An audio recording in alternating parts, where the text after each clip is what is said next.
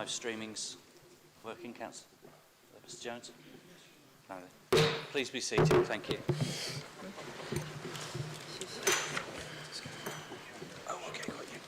Good evening, everybody. Welcome to this full council meeting on the 8th of November 2020. Before I go into the normal welcome, I would like full council to agree with my proposal, and we have talked to group leaders and others about many aspects of the running order of the agenda this evening and the challenges we face in achieving what we need to achieve in the time frames that we're allowed, which would mean, as I say, the agenda items being reordered. I would first of all like to ask you, please, could I have an indicative show of hands from all members that we would all agree to a provisional cut-off time of midnight tonight? If you would like to think about that for a moment, would you like to indicate? Well, how long is a piece of string? It depends on how long everybody wants to speak within the allowed time periods allotted in the Constitution. But so can we have a very strong show of hands for those who would agree of an indicative 12 o'clock or so cut-off? If you could all show your hands, please. We need a majority.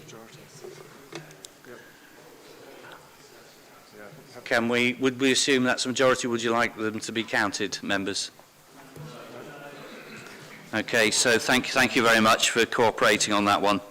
So, as I say, just to run by you that the running order of the agenda will be altered this evening because there are a number of items that we certainly wouldn't get to or finish or complete before 4 o'clock in the morning. So, practicalities dictate, discussing with officers and what have you, that certain items need to be dealt with tonight, hence the rearrangement of the running order. Thank you.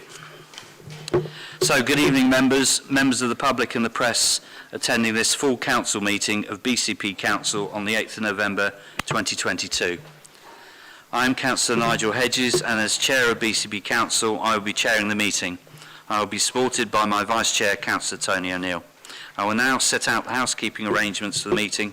Please note that this meeting is being recorded by the Council for live and subsequent broadcast and will be published on the Council website for a minimum of 6 months. In order to ensure the meeting is managed effectively, please could everyone follow these ground rules. If you wish to speak, please raise your hand clearly to indicate.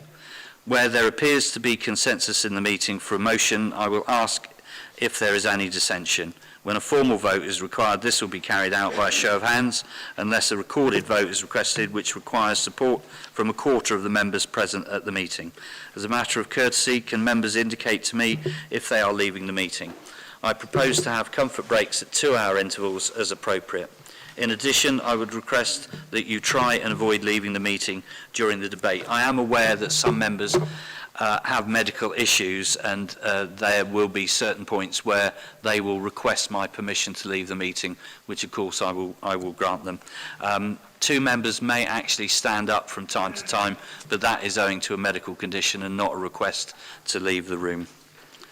At the start of each full council meeting, I take the opportunity to remind members of the requirements of the BCP Council Constitution, Procedure Rules and Councillors' Code of Conduct. However, high passions run during debate, but I will still, as the chairperson in charge of the meeting, expect councillors to behave with moderation and courtesy towards one another, officers and the chair throughout. I expect you to be fair and considerate to your fellow members of this council, and I am entrusted by you to be fair to all. When asking to speak, please indicate clearly. Please also indicate to the chair if you wish or need to temporarily leave the meeting. I will allow comfort breaks at reasonable intervals. It will be every 2 hours. This indication is especially important if you do not plan to return, so this can be noted when voting is carried out. Points of order, if properly made by reference to the provision in the Constitution, will be heard and determined immediately. I reluctantly employ the gavel when I am not being heard. While I understand that councillors may get swept away in the heat of the given moment, my primary role is to allow council business to be done. And I'll use further option of muting all microphones if I deem it necessary. As a last resort, I will stand as the chair in order to halt proceedings and regain order. But these are not actions I would like to consider, let alone feel obliged to employ. I ask members to think long and hard about these sentiments. I would also request that members leave the meeting at the actual end of the meeting when I have clearly indicated as such. The phrase unprecedented times, including the loss of a monarch, has changed a lot of what we would call normal, where we're still trying to establish a new normal after COVID. But this, despite the number of minutes silence we've had for our late sovereign, Queen Elizabeth II, this is the first full council meeting since our loss. So what I would like to call for now, please, for you to stand when I hit the gavel, if you could stand for a minute's silence in respect of the loss of our sovereign Queen.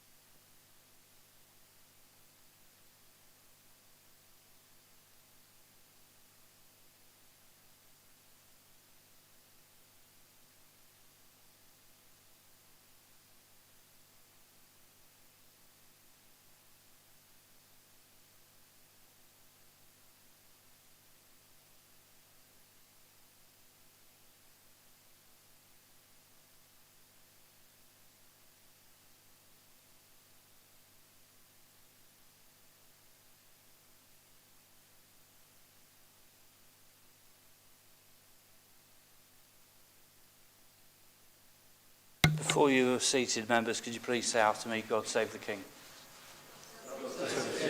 Thank you. Seated.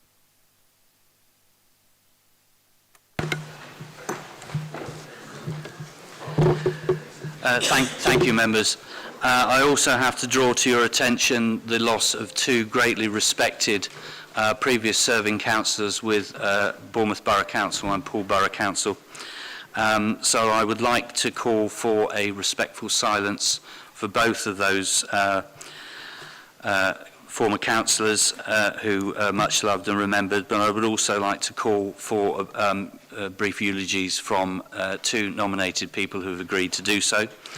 So the first person I would like you to remember in the respectful silence will be Councillor Brian Clements. And I call upon Councillor Mike Brooke to say some words in the eulogy, if you'd be so kind, Councillor Brooke. Thank you. Thank you, Chairman. I held Brian in high regard, and I know he was greatly respected by those he worked with. From engineer to college lecturer to politician, Brian supported and encouraged those he came into contact with.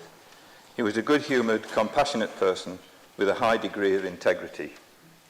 He stood for Parliament twice, in 1979 and again in 1987, but was unsuccessful on both occasions. However, he was elected to Poole Borough Council in 1985 as a Liberal and went on to become leader of the Liberal Democrat group on the council following the merger of the Liberals and the SDP. His commitment to campaigning led to further successes, and in 1991 the Lib Dems took control of Poole Borough Council. He remained leader of the council until 2003. During those 12 years, Brian fostered cross-party working, which came to the fore with reorganisation in 1997. The change from a second-tier council to a unitary authority was carefully planned and successfully implemented, as was the campaign for the new Poole Bridge. Brian's leadership of Poole Borough Council enabled a vision ahead of its time to be delivered. Examples of what he achieved were the Oil Island, which didn't go ahead, Canford Heath saved and managed for future generations, and Bourne Valley Nature Reserve created. Putting Poole on the map with tourism initiatives, investing in our beaches, supporting the expansion of the university, supporting colleges and all Poole schools. And also, he gave a voice to Poole's young people. Brian was a Democrat through and through. Democracy was enhanced with regular resident meetings, and area committees were introduced, making decision-making more accessible to local people, as painful as that could be at times. Brian has always been a supporter of fairer voting system, and latterly was a keen member of the local Make Votes Matter group. He was involved nationally through the LGA and internationally, attending meetings in Brussels and involvement with the Poole-Cherbourg Twinning Association. With all the changes taking place today, we mustn't lose sight of Poole's heritage and the pride in the town that Brian fostered through his leadership.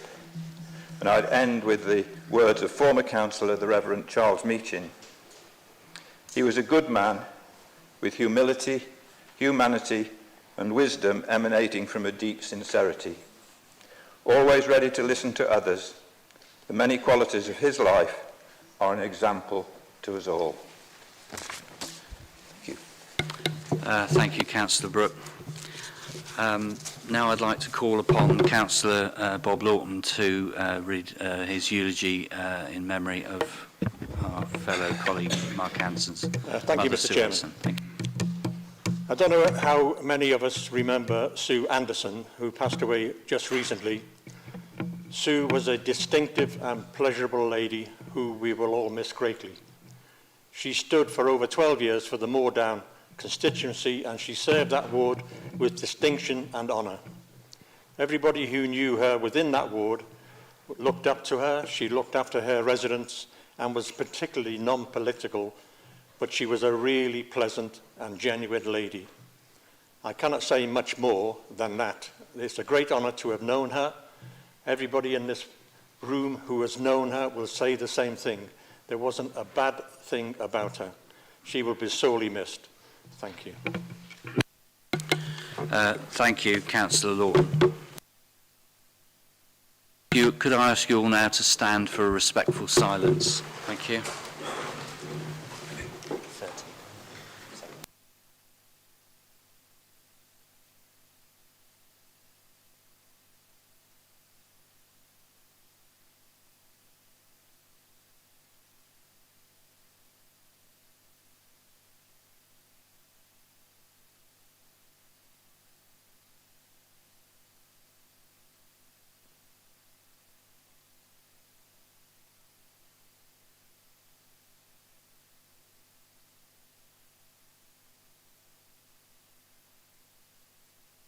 Thank you, members. Please be seated.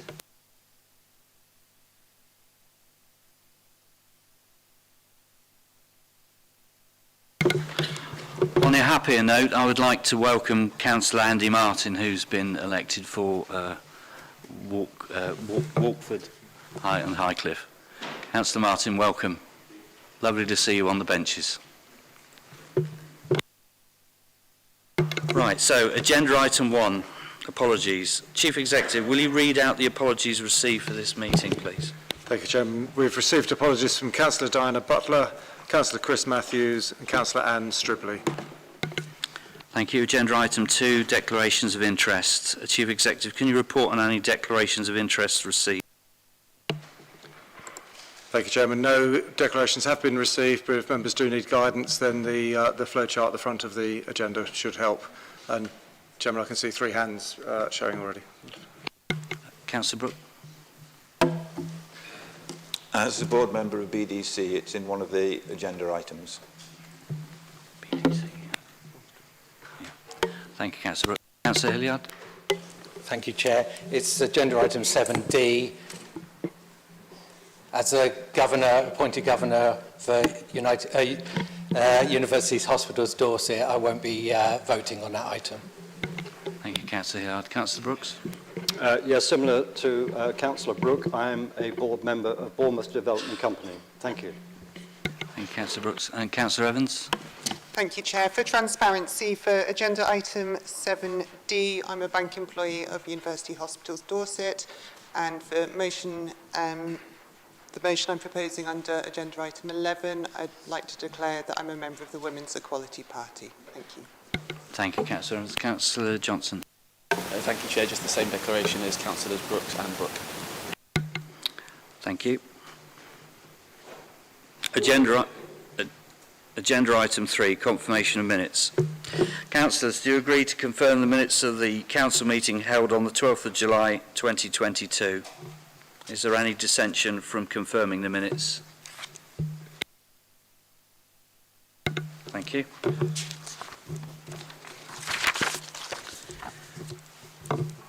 From my role as chairman, it's an honour and a privilege to be able to represent BCP Council and all the people that we represent, between all 76 of us. The events that I'm afforded to attend in that capacity, and sometimes when I quite simply just invite myself, are really important. So I'd like you just to quickly bear with me while I go through this list of events that I've attended, as we normally do at this point in the meeting. But the list will be somewhere for you to look at if there's any more details you need.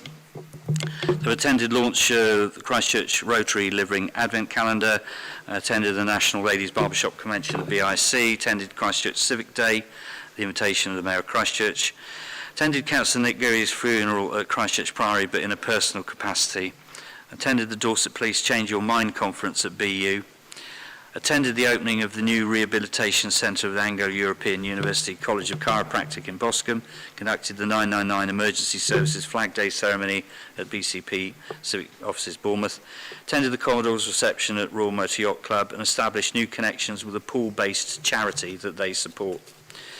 Opening of a Premier Store at Talbot Village, attended the Queen Elizabeth II commemorative oratory service at the Sacred Heart Church in Bournemouth, attended the Queen Elizabeth II musical oratory and Battle of Britain service, also reading a lesson at Christchurch Priory, attended the Lord Lieutenant's Awards ceremony at Kingston Moorwood, attended BU graduation ceremony at BIC, attended the High Sheriff's proclamation of King Charles III at Dorchester, the council offices, read the proclamation of King Charles III at BCP Civic Offices in Bournemouth on the same day.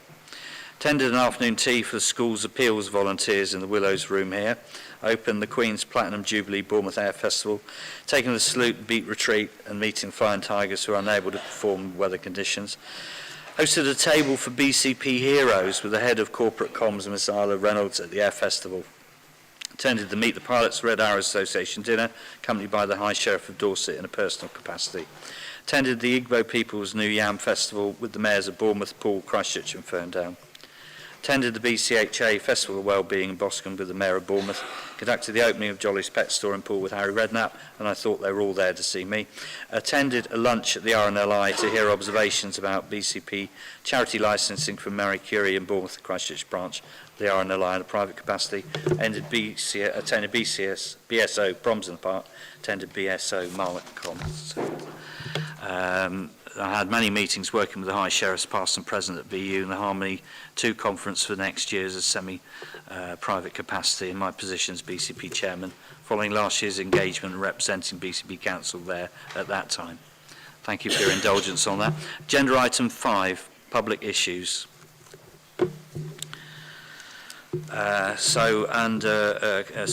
What we have here is questions and statements amalgamated from the last council meeting that did not take place owing to us not being quorate, but what Democratic Services have done, they've ordered the questions and statements chronologically, so we will go from questions and statements but in the correct chronological order. Question A has been withdrawn, so question B, Ian Clark has submitted a public question about the Hengstbury Head Visitor Centre. Would you like to ask your question, Mr. Clark, and Councillor Anderson will respond.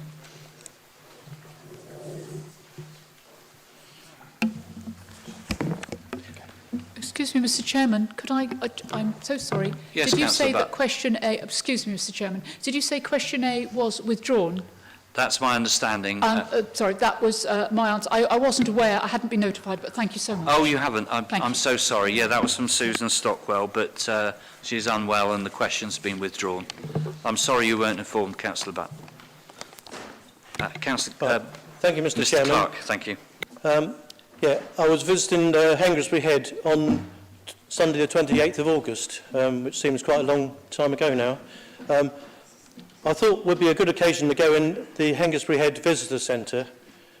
I was astonished to find the Visitor Centre closed, and also to see it was closed the previous day on Saturday and also on the Bank Holiday Monday.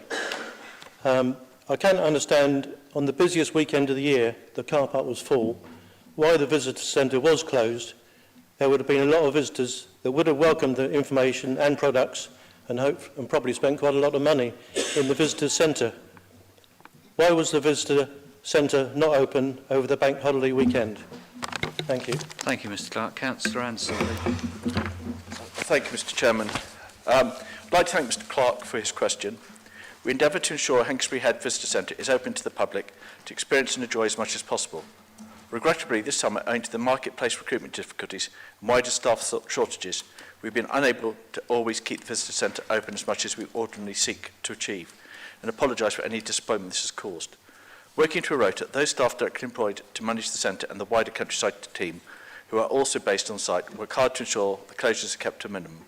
We're thankful to the volunteers who play a huge role in supporting the centre and keeping it operational and open to the public. However, a member of staff is required always to be on site with them, and at times throughout the year this isn't possible, and I can give Mr. Clark a copy of the letter. Thank you, Councillor Anderson. Question C has been withdrawn and will be replied in writing. Thank you. Councillor D, Ian Lawrence has submitted a public statement. Would you like to make your statement, please, Mr. Lawrence?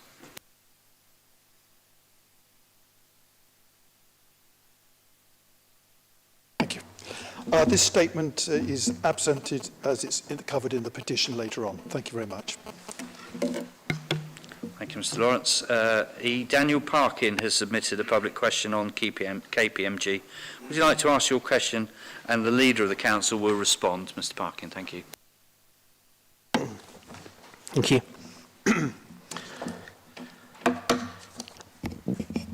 Can the Leader explain why he told Council on the 22nd of February that a detailed report from KPMG did not exist, whereas in fact 2 reports existed at that stage, a 55-page report with 2 appendices dated September 2021 and a second report entitled Commercialisation of Assets completed 6 days prior to the meeting. It would also be good to have an apology from whoever withheld these reports from elected members and from residents. Had they seen the warnings on page 43 of the first report, re the SPV borrowing, they may have voted down the budget and a costly fiasco could have been avoided. Thank you, Mr. Parkin. I will call upon the Leader of the Council to respond. Thank you very much, Chair. Thank you for the question, and my answer is the statement I made on 22nd of February was not incorrect, as the report which existed at that stage was still in development and subject to change. The relevant advice from KPMG was included in the Cabinet and the Council report. Thank you. Thank you, Councillor Miller. Question F. Alex McKinstry has submitted a public question on KPMG. Would you like to ask your question and the Leader of the Council will respond to the question? Okay. Can we have a detailed explanation of how and why the KPMG reports were withheld from councillors in the run-up to February's budget? This came up at a scrutiny meeting and several factors were hypothetically discussed, including a leader's determination that a draft document shouldn't be released. Those documents were clearly not drafts, however, and in any case, I can't see how a leader's determination would take precedence over the rule of law. Section 100F of the Local Government Act 1972, and the common law need to know, which is crucial if councillors are to do due diligence on a controversial budget. Thank you, Mr. McKinstry. Councillor Miller. Yes, thank you, Chair. And thank you for the question. The decision not to disclose the draft KPMG reports was made on advice and in consideration of the available information at the time. Relevant KPMG advice was included in the written report brought to Cabinet and Council. Thank you.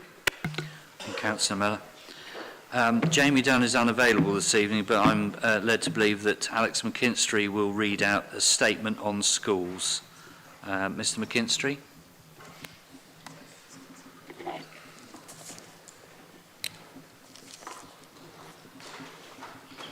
I'm doing Mr Dunn's statement for him. I beg your pardon. Here we are, yeah, statement.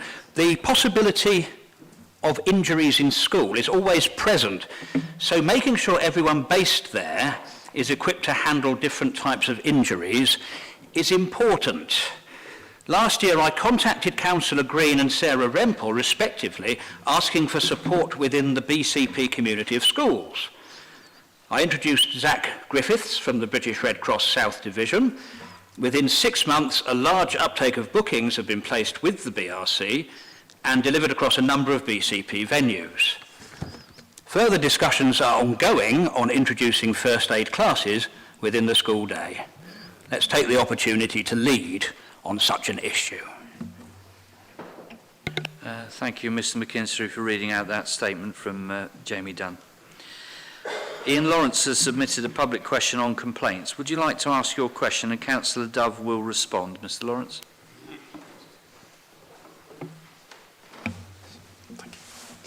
Thank you.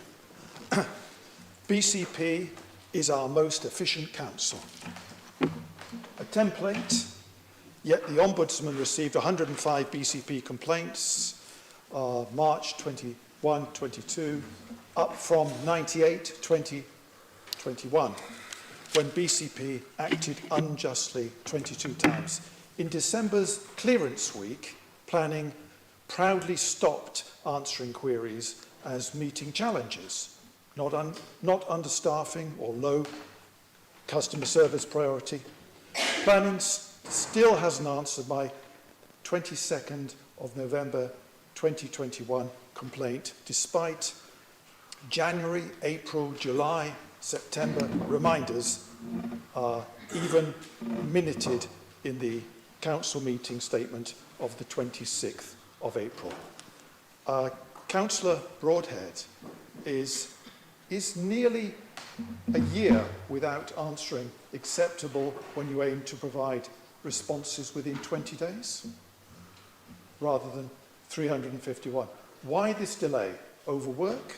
Inefficient? Poor customer service training or leadership? Thank you. Thank you, Mr Lawrence. Councillor Dove, can I call upon you to respond, please? Thank you for the question, Mr Lawrence, who's now been issued with a formal apology for the length of time that it's taken to respond to you. There was an unacceptable delay for which the Planning Department is truly sorry. And in response to bringing this to my attention, I have ensured that a review of the complaints process is underway so that such delays, wherever possible, do not happen again. And once again, I extend my sincerest apologies to yourself that this has occurred, and thank you once again for bringing it to my attention. Thank you, Councillor Dove. Question G. Jamie Dunn has submitted a question, but being unavailable, Alex McKinstry, could I call upon you to read it out on the... Chairman, we can't hear. Yes. Chair, sorry, we can't actually hear. We haven't heard Councillor Anderson's and we didn't hear Councillor Dove's response. It's just too muffled. We don't hear it here. Certainly with one or two councillors who probably don't project or are able to project as our old technology would require, I'm more than happy for you to sit close to your microphone, because it is more important that we hear your words than actually wondering about why you're not standing up. So certainly until we replace all these microphones and that, certainly for all of you. Just if many people feel they hadn't heard Councillor Dove's response, would they like me to ask her to repeat her response? Is that the will of most of you, yes? Councillor Dove, I'm sorry, if you stay seated and project into the microphone or somebody else's microphone at the same time, that'd be wonderful. No, it's quite okay. I just didn't feel it was appropriate to shout an apology across the room. But thank you very much for the question. Mr Lawrence has now been issued with a formal apology for the length of time that it's taken to respond. This was an unacceptable delay for which the Planning Department is truly sorry. And in response to bringing this to my attention, I have ensured that a review of the complaints process is underway so that such delays, wherever possible, do not happen again. And I do once again extend my sincerest apologies that this occurred, and I thank Mr Lawrence for bringing it to my attention. Thank you, Councillor Dove. And obviously for all of you, if you feel that you're not projecting as you could do, then please speak from a seated position. Jamie Dunn has submitted a public question but not being available. Alex McKinstry has offered to read out this question on the importance of first aid being in the school curriculum. Could I call upon Alex McKinstry to ask the question on behalf of Jamie Dunn, and Councillor Nicola Green will respond. Mr McKinstry. While support for the importance of adding first aid to our school curriculums has been cascaded in such as the likes of my social media posts or tweets, no evidential support has been given to our local schools since. Can I ask for a detailed response as to why this is, and indeed what the educational lead of BCP Council is going to do in liaising with the Education Secretary on bringing first aid onto our Dorset school curriculums? Thank you, Mr McKinstry. Councillor Nicola Green. Thank you, Chairman. Good evening, members, and I'm very sorry that Mr Dunn wasn't able to be with us tonight so that I could thank him for his enthusiasm and drive in this area. It's now a requirement that children and young people should be taught first aid skills at both primary and secondary levels, as part of the statutory health education curriculum first published in June 2019 and last updated in September of last year. This guidance makes clear that pupils should leave primary education knowing how to make a clear and efficient call to the emergency services if necessary, the concept of basic first aid, for example, dealing with common injuries including head injuries, and that pupils should leave secondary school knowing basic treatment for common injuries, life-saving skills, and how to administer CPR, usually best taught after the age of 12 years, and the purpose of defibrillators, which is an issue I know is very close to Mr Dunn's heart, and when one might be needed. We responded to Mr Dunn's invitation, and as a result, the Director of Education and Skills met with a representative from the Red Cross and offered all schools a package of support sessions. The Education Directorate continues to support schools to be able to fulfil their statutory duties. Thank you, Chairman. Thank you, Councillor Green. Question H. Jamie Dunn has also submitted a public question on parking at Upton Country Park. Mr McKinstry, would you please read out the question on Mr Dunn's behalf, and Councillor Mark Anderson will respond. That's not me, by the way. Upton Country Park used to be a free-to-park destination. If a young family chooses to spend a day at Upton Country Park... Shall I start again, Chairman? I think it would be best. I've no idea where the simulated voice is coming from. I'm not ventriloquising or anything. Okay, so Mr Dunn asks as follows. Upton Country Park used to be a free-to-park destination. If a young family chooses to spend a day at Upton Country Park, then they are required to pay £6 or more if at least 4 hours are spent. Since my Upton Country Park statement was read out in January full council, no correspondence and no prices have chosen to be reviewed. The public are continuing to find other residential roads, namely in Creekmore, Upton and Hamworthy, around the perimeter of Upton Country Park. Can I ask why this continues to be the case and when prices will be reviewed at council level? Thank you, Mr McKinstry, and Councillor Mark Anderson to respond. Thank you, Chairman. I will try and project so people can hear me. I'd like to thank Mr Dunn for this and the other questions he's previously asked regarding parking around Upton Country Park. The multi-award-winning Upton Country Park and Grade 2 star listed Upton House is visited by over 600,000 people annually. The 160-acre site is open 7 days a week and, unlike many large parks and attractions, is free to enter, with facilities such as Children's Play Park, Splash Fountain and Bird High free for all visitors to enjoy. The park also supports a range of community programmes from student work placements, youth volunteers, gardening and conservation groups to work with local schools, colleges and universities to support education and learning experiences. During the school holidays, the park hosts free or low-cost subsidised activities for families. BCP Council has made significant investment to create a new network of sustainable transport routes, providing safe and environmentally friendly travel alternatives. Driving Upton Country Park can be reached by foot, cycle, train or bus. Using alternatives to the car reduces carbon emissions and improves air quality, and will make significant steps in tackling local and national transport and environmental issues. The low parking tariffs at the park are for those who want to drive, still provide excellent value, and regular park users can buy a parking season ticket for the equivalent of less than £1 per week. Following public consultation, the car parking charges were introduced in 2017, with all money raised from parking supporting the Upton Country Park conservation, maintenance and education programmes, and helps to reduce the pressure on BCP Council budgets, allowing for other investments to support local people.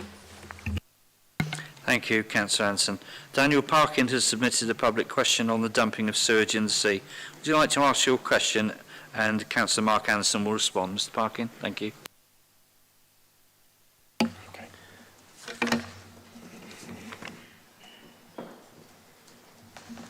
Okay.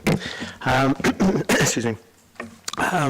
During an Echo interview in August 2021, Councillor Philip Fordhead stated that it was absolutely unacceptable the spilling of sewage off of Boscombe Pier from the local water company, and said frankly that you were in a position of saying enough is enough now and you were not taking no for an answer. However, it seems that your words have fallen on deaf ears, considering you have not responded at all with the summer's continuous dumping of sewage into our seas and our rivers. Will you at least issue warning flag signs when this repeatedly happens again, rather than focus on the sale of the beach huts and commercialisation of our beaches? Thank you. Thank you, Mr Parkin. Councillor Mark Anderson to respond. Thank you, Chairman. I'd like to thank Mr Parkin for his question. I do, however, take exception with the suggestions regarding sewage pumping onto the beach. I have concerns regarding the way environmental agencies predict water quality, alerts, and the way alerts are treated, and as such, I'm trying to do something about it. Boscombe Beach was red flagged by the RNLI on many occasions this summer as a response to these pollution risk forecasts produced by the Environment Agency. These forecasts are based on many factors, as forecasted rain, tide and wind conditions. The Council have, for the last 2 years, been running a water quality trial in Poole Harbour and Poole Lagoon, and I believe that this technique should now be used in a real-world solution. You may have seen the press releases about this. I'm aiming to put sensors on Boscombe Pier, along with measuring equipment next year, and using the Council's Smart Place infrastructure will provide real-time water quality measurements. We hope that the project will cover more parameters than the Environment Agency basic bacteria count, which is a crude measure of quality. It will, more importantly, by providing real-time water quality measurements, ensure that red flags for water quality are based on facts rather than predictions. I hope this explains what we're doing about the sewage on the beach perceptions, and I now need to refute the claim about continuous dumping of sewage on our sea at Boscombe. Firstly, people confuse storm overflows with surface water overflows. Surface water outfalls collect the rainfall that falls onto the roofs and roads and flows into the road drains and gullies. This rainwater, as well as any other water that enters the drains and gullies, then flows through these underground pipes and into the nearest river or sea. They are not connected to the sewage network. There's one to the west of Boscombe Pier. The storm overflow of Boscombe Pier operated 3 times this bathing season, from the 15th of May to the 30th of September, for a total of 1 hour and 22 minutes during heavy storms. These are the pipes that take the overflows from the treatment plant 500 metres out to sea before releasing a mixture of sewage and a lot of rainfall. Whilst I would rather there was no storm overflows, this is certainly not Wessex Water continuously dumping sewage into our sea this summer. So, the Boscombe Pier area is not covered with sewage that has been pumped out continuously through the summer. The preliminary results on water quality testings are looking good. The Environment Agency are yet to publish the final classifications for the 2022 bathing season. Based on the spot sample data, they're looking very good for BCP. The classification results are usually published in November, although the last few years there have been delays due to COVID. so I'm not sure when the exact timescale is for this. I have some comprehensive bathing water data, sample history, taken by the Environment Agency, and I will give you this information, which is on the back of this, as part of my written answer. And the data presented for 2022, it looks, though, as though there's only one sample taken that did achieve excellent status on the 8th of September. All the samples achieved excellent E. coli. Obviously, the data needs to be going through the Environment Agency DEFRA quality control process, but I believe that the 2022 classification of Boscombe Pier may well be excellent, as it was in 2021. And if you'd like to grab this, it's got you some charts showing that the actual samples and the data. Well, if you want to come get it, yes? Okay. Thank you, Councillor Anderson. Question J. Sue Chapman has submitted a public question on the Public Information Programme. Would you like to ask your question, and Councillor Mike Green will respond? Councillor Mike Green will respond. Sue Chapman, please.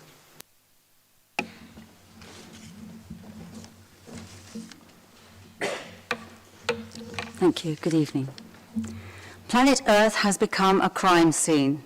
Mother Nature is being sacrificed to the deadly industries that have lied to us about their destructive capabilities for 50 years.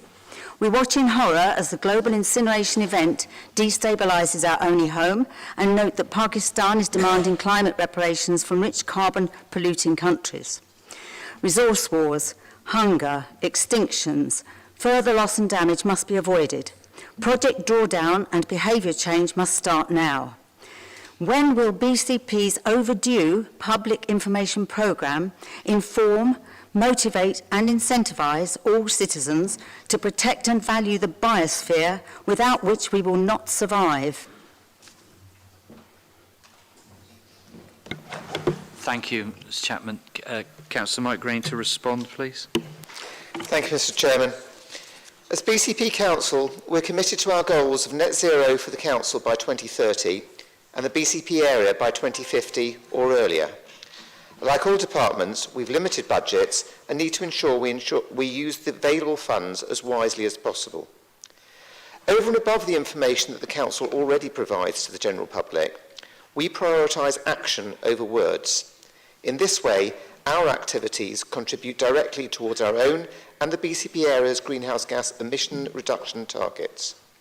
In the past 2 years, we've utilised our budgets to help leverage significantly more money from central government. As an example, this includes providing £150,000 from our Green Futures Fund to secure £1.9 million from the public sector decarbonisation scheme. This in turn provides funding for measures which will reduce energy use in our buildings, saving over 200 tonnes of carbon per year. Another example involved using £120,000 from the climate team budget to assist 600 local homes receiving over £2 million in energy cost savings on their bills and reducing over 1,000 tonnes of carbon annually. I believe that there is already a huge amount of information provided by national and local bodies about the threats caused by climate change. When projects like these that I've described above are available, I believe they represent far better value for money and have a much more substantial effect on our fight against climate change that would further adding to the spread of information to an already informed audience. Thank you, Mr Chairman. Thank you, Councillor Green. Julie Redmond has submitted a statement, but being unavailable, the Chief Executive will now read Julie Redmond's statement. Chief Executive. Thank you, Chairman. Statement from Julie Redmond. Bounce Back Challenge Fund awarded 109 grants totalling £3 million. Applications were initially assessed by Dorset Growth Hub, who recommended a grant amount to award. 14 applicants rejected by Dorset Growth Hub received grants totalling £470,000. 39 applications who the Dorset Growth Hub recommended received grants totalling £840,000, were actually given grants totalling £2 million. One example, Bournemouth Sevens, £15,000 recommended, awarded £70,000. Their profit in 2021 was more than £500,000. 211 businesses went without financial support because Councillor Broadhead and the Economic Development team gave 53 applicants a total of £1.8 million more than Dorset Growth Hub recommended. That's a statement from Julie Redmond. Thank you, Chief Executive. There's also a statement from Philip Stanley but being unavailable, I'd ask the Chief Executive to read that out, please. Thank you, Chairman. This is a statement from Philip Stanley. Urban planning today will affect the well-being of future generations. Building endless flats and tall buildings with token small green spaces will create densely packed environments leading to a lack of ecosystems. There should be more natural elements within the built environment, such as green roofs and designing buildings that mimic patterns found in nature. Far too often developers sit on planning applications and they cut down too many trees without replacing all of them. That's a statement from Philip Stanley. Thank you, Chief Executive. Question M, public question. Christchurch Town Councillor Jill Jarvis has submitted a public question on Avon Beach. Councillor Jarvis, would you like to ask your question, and Councillor Mark Anderson will respond. Councillor Jarvis, Jill Jarvis, not here. Do we have a copy of the? We'll have to reply by writing. We will respond in writing to that. N. Phil Hanchett has submitted a public question on glass fibre boats. Would you like to ask your question, and Councillor Mark Anderson will respond. Mr. Hanchett, thank you.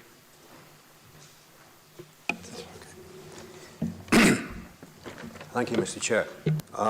Following a recent study in Christchurch Harbour, it was found that derelict glass fibre boats do not biodegrade. Rather, they break into strands that can cause cancer in aquatic organisms and become part of the food chain in the form of microplastics. Would BCP support beach people's second campaign called Bad Boats by assisting either with the collection of or the disposal of the derelict glass fibre boats sunk and beached around Poole Harbour? Beach people intend to work with Bournemouth Christchurch Poole Council and Poole Harbour Commission to effect a permanent solution to this problem, prevention being better than cure. For more information, please see beach people. Thank you, Mr. Hanchett. Could I ask Councillor Mark Anderson to respond, please? Thank you, Chairman. I'd like to thank Mr. Hanchett for his question, and we're glad the work we've done together on Kite Beach is coming to fruition. The short answer is a qualified yes. We're very keen to support the campaign in relation to sunken boats in the harbour, as we agree with Mr. Hanchett and the beach people that these are an ecological and environmental hazard and need to be removed. Those areas of the shoreline that is our land and used by us, we will work with the beach people to develop a method for removal. This includes green spaces controlled by environment and beaches controlled by destination and culture. However, there are areas which, whilst council land, is leased to other users, and we may not be able to assist in this. But I hope to work with Mr. Hanchett on this. Thank you, Chairman. Thank you, Councillor Anderson. A statement. Phil Hanchett has submitted a statement on the beach people's application. Would you like to make your statement, please, Mr. Hanchett? Thank you. This is an update on the Whitley Lake campaign to have Whitley Lake sandbanks designated as bathing water so that the Environment Agency will sample it 20 times per bathing season for E. coli and enterococci. The data collection phase is now complete and the report has been submitted to DEFRA. Beachgoer numbers exceeded 400 on several occasions. DEFRA have asked for further detail on what facilities there are that promote bathing, and Councillor Mark Anderson provided detail to beach people on BCP's future plans. Version 2 of the report was then sent to DEFRA, and if they accept the application as merit, then it will go on to national consultation. Major stakeholders include BCP and Poole Harbour Commission. Beach people thanks Councillor Mark Anderson for his continual support on this. Thank you, Mr. Hanchett, for your statement. Roger West has submitted a public question on Muslim soldiers in the First World War.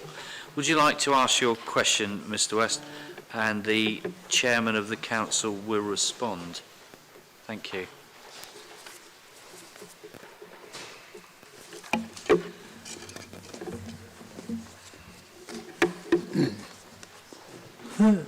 First of all, I'm sorry about the initial interruption.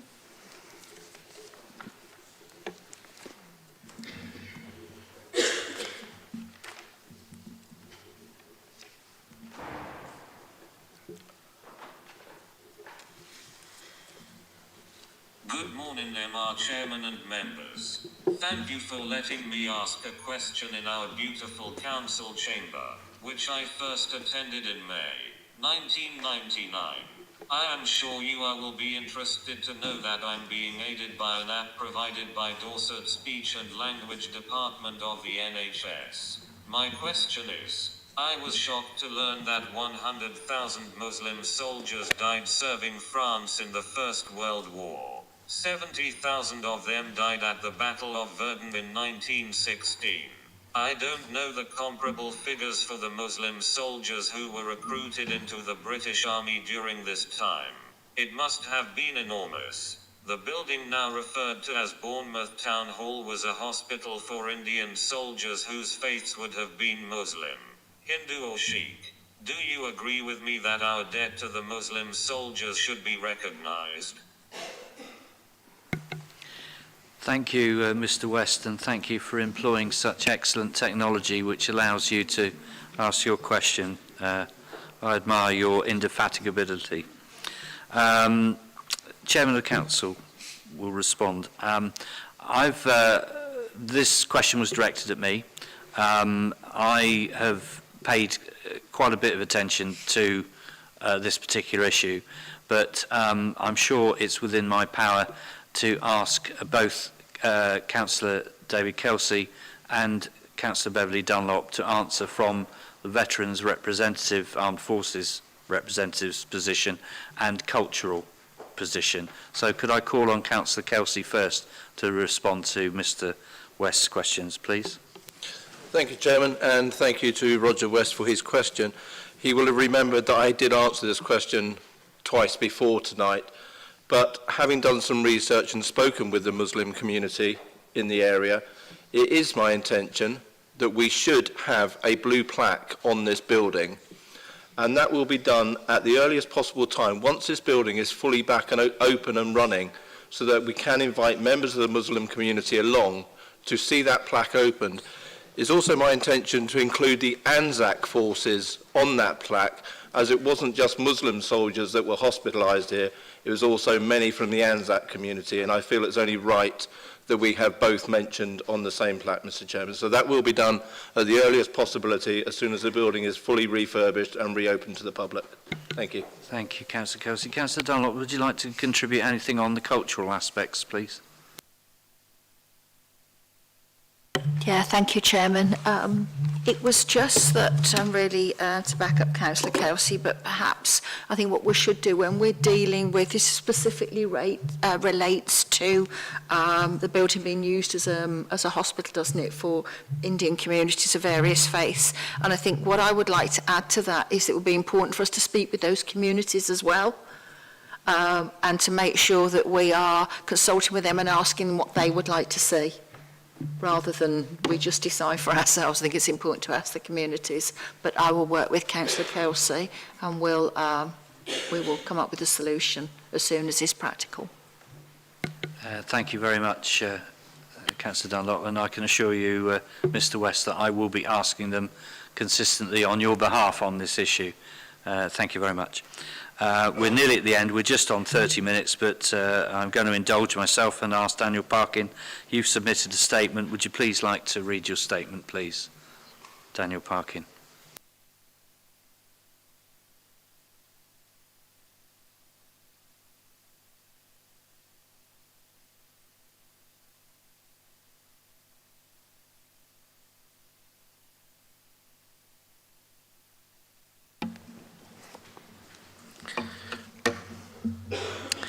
In a recent live stream, the auditor from Grant Thornton intimated concerns around a CIL payment of £330,000 to BCP Council relating to the Daily car park development. The auditor raised matters as unable to identify where these receipts had been distributed. He further stated that he was unable to investigate further as investigated limits were £700,000. I'm guessing this is because it would seem uneconomical for his firm to investigate. I therefore asked the Section 151 officer to provide further details of where this money was directed by way of an announcement and or notice of clarification on the BBC web, BBC? Yeah, on the BBC as well, BCP website. Thank you, Mr. Parkin. And the last one, Adam Sofianos has submitted a statement. Mr. Sofianos, would you like to make your statement, please? Thank you very much. Thank you, Chair. Good evening, everyone. My statement relates to agenda item 7J, review of council constitution, if we get there. In last month's audit committee, councillors agreed to exclude proposed changes which would have restricted public participation in council meetings. But in a rather hurried outcome, the most controversial proposal was missed. This would remove the public's ability to have an officer deliver a question on their behalf. This discriminates against workers, carers and others who cannot physically attend public meetings. Above all, it directly discriminates against disabled and neurodiverse people. This may leave the Council in breach of the Equality Act 2010. This is an appalling prospect. I urge councillors to support an amendment, whenever it comes, to avert this discriminatory act. Thank you. Thank you, Mr. Sofianos. That concludes questions and statements, brings us to public issue C, petitions. I would like to report that a petition with 2,066 valid signatures has been received in accordance with the Constitution that will be dealt with under Agenda Item 6. Agenda Item 6, petition, public no confidence vote on BCP leadership. I would like to set out the following, which will be the process for dealing with the petition. I will call on Ian Lawrence, petition organiser, to present the petition, not exceeding 3 minutes.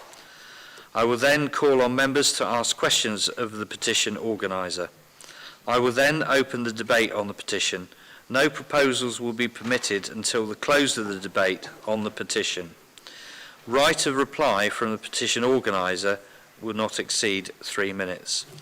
And at that particular point then, I will call on the monitoring officer, Susan Zeiss, to say a few words before inviting Mr. Lawrence to present the petition. Thank you, Chairman. It came to my notice that on the agenda, the full wording of the petition hadn't been published for members, so it's a requirement for me to read that out so that it can be part of the record of this meeting. So before we start, I just want to read the full words of the petition. It's time for Bournemouth, Christchurch and Poole Council leader, Councillor Drew Miller, and Deputy Leader Councillor Phil Broadhead to step down when Levelling Up Secretary MP Greg Clark says it's not right that some councils abuse a loophole to do dodgy deals which only benefit consultancy and accountancy firms. This includes trying to capitalise beach huts for 50 million plus to cover the council's overspending. Hidden KPMG reports. The council's iconic city skyline priority is costing millions we cannot afford or want and threatens conflicts of interest for some directors. Spend our money wisely on the needy, like the failing children's services, not on the leadership ego schemes. Time to wind up Future Places property speculating consultancy private company, propped up with our tens of millions. All bankrolled out of ratepayer pockets despite zero transparency or accountability. Liquidate it now and stop linked further unnecessary and unwanted big plan extravagance. Every week brings yet another scandal reported in the press in Private Eye's rotten boroughs, BBC Solent, The Echo, The Telegraph, The Guardian, etc., making BCP Council a national laughing stock because of its lack of transparency or accountability. Even this government now labels our council dodgy. We council taxpayers have lost all confidence in BCP Council's leader and deputy, and we call upon them to resign now. Thank you, Chair. Thank you, Ms. Seiss. I will now invite Ian Lawrence to. Present the petition. Thank you, Chair. I'd like to thank the Council for allowing me to speak, and particularly to thank the support given by over 2,000 locals, which meant the Council had no choice. The only petition granted such an honour. Okay. Thanks also for the backing from 1,000 petitioners from outside BCP who agree we deserve better leadership, demonstrating widespread reputational damage. It's time they resigned when Levelling Up Secretary accused them of abusing a loophole to do dodgy deals which only benefit consultancy and accountancy firms, and petitioners' comments proving thousands have lost confidence in the leadership's competence and integrity. Stop the rush to bankruptcy, government bailouts, external audits and reviews, 60-odd million of overspending, doubling transformation budget, tripling debt, hidden reports and prioritising extravagant vanity projects over the basics like failing children's services. Stop inappropriate projects like Barclays House, City Status and Skyline, or costly unwanted distractions. Also shifting £7 million annually of wages to spiralling transformation budget, plus borrowing at the highest rates for 13 years and cutting necessary services with painful savings. Stop voters' 8-figure bankrolling of future places, private consultancy, despite risk, conflicts of interest, zero transparency and no accountability or profits. Stop scandals featured in multiple publications, making BCP a laughing stock, with even the government labelling council policies dodgy, and Transparency International calling BCP the most corruptible English county.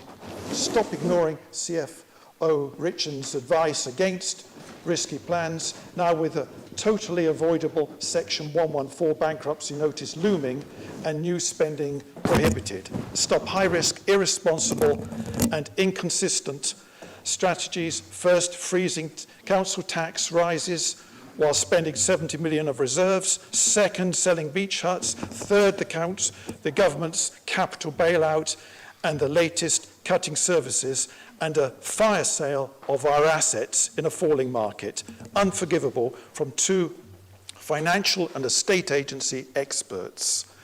Leaders' financial competence is also questioned by external auditors, warning the council does not have arrangements in place for ensuring financial sustainability into the medium term, and its ability to set a balanced budget appears increasingly fragile, and economy, efficiency and effectiveness were significant weaknesses. So, high time this leadership face the music with our leadership debate, and to paraphrase Cromwell, Mellor and Broadhead, you have sat too long for any good you have been doing. Depart, I say, and let us have done with you. In the name of God, go. Thank you, Mr. Lawrence. That's 3 minutes, thank you. I will now open the debate on the petition. Please indicate.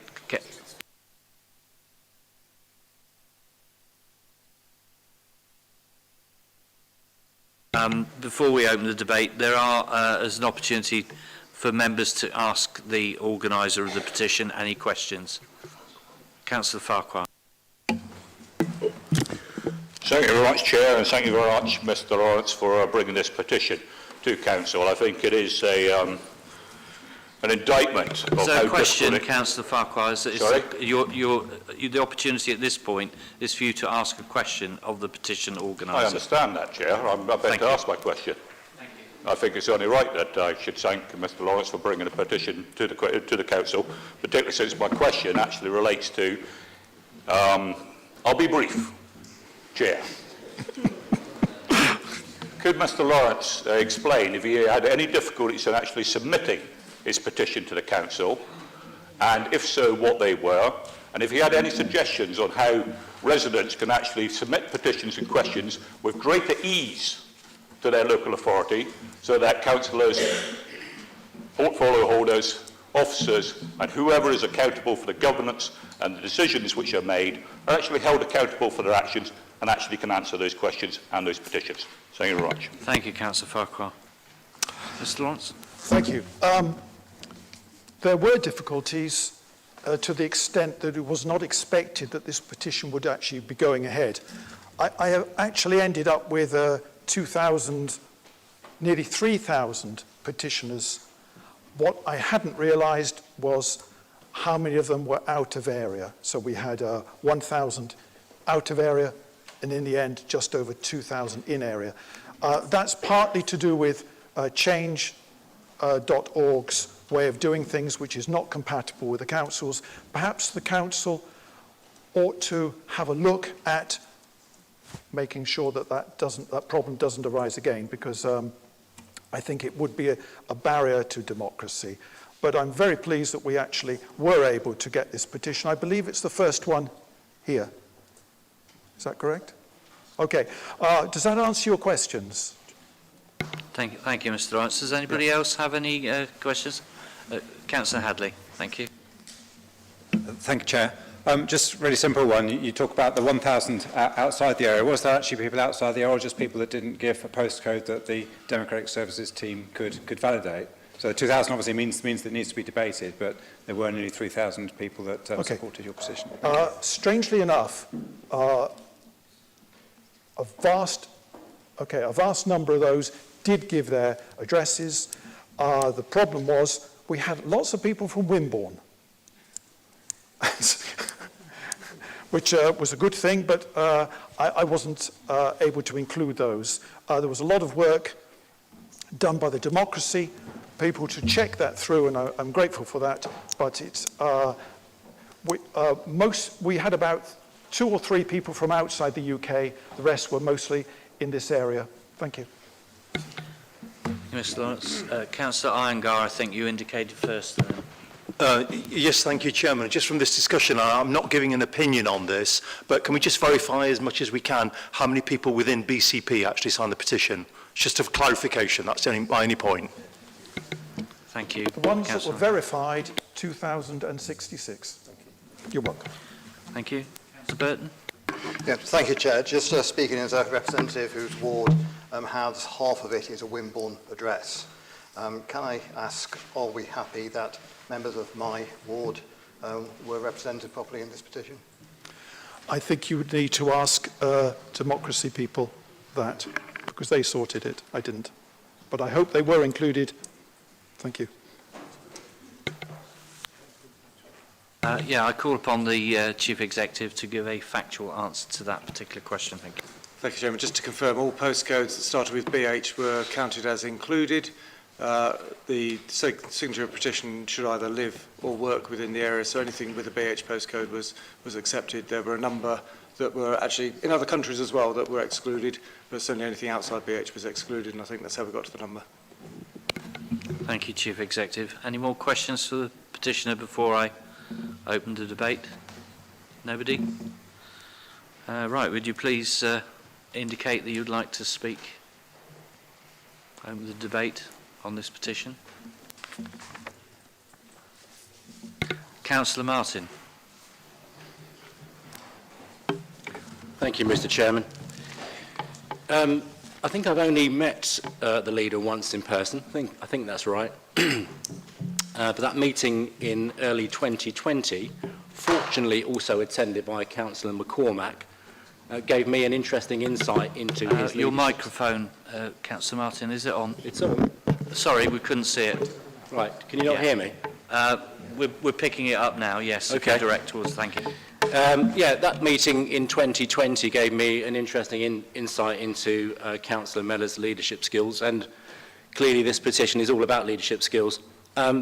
Councillor, excuse me, Councillor Mellor spent 45 minutes explaining why the Conservatives and the Christchurch Independents should work together. And then at the end, as he will no doubt recall, he said, you can either work with me or I will you over.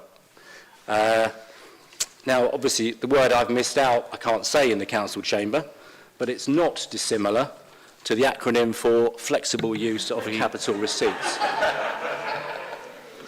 Now, at the time, Councillor McCormack and I were not quite sure whether the leader, or the soon-to-be leader, was talking about us as individuals, the Christchurch Independents, or the whole of Christchurch.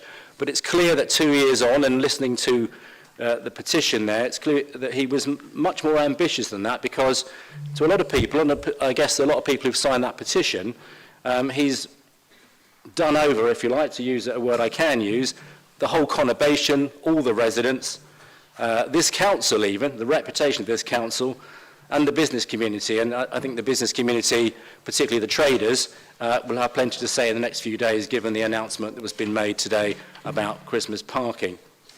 But let's give the leader some credit, at least, for being ahead of his time in one respect, and that's stitching together grubby deals over there before they became fashionable this summer. His administration has no mandate, no credibility, no trust, and it's been falling apart for months, even in the last few weeks. Councillor Mellor has severely damaged the reputation of the council, as well as damaging its finances, and he's also trashed the scrutiny system, let's not forget. And the residents of Highcliffe and Walkford, quite obviously, and indeed the whole borough of Christchurch, don't like what he's been doing. And if the leader and deputy leader had come and canvassed in Highcliffe and Walkford in the last few weeks, they may well have got that message directly from the voters themselves. They want him gone, and they want some decent leadership and trustworthy leadership restored. The residents are paying the price and will continue to pay the price for the recklessness of this administration and its incompetence. My last conversation with Councillor Mellor was in June 2021, which again I'm sure he'll remember.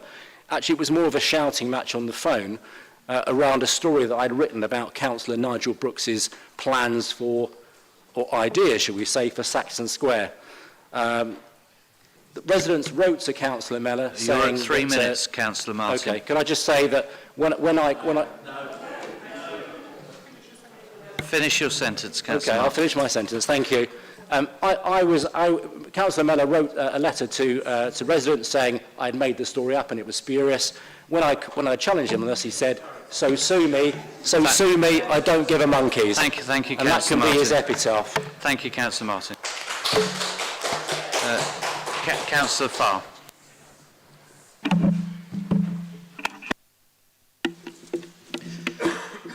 Thank you, Chairman. Thank you for the opportunity to speak.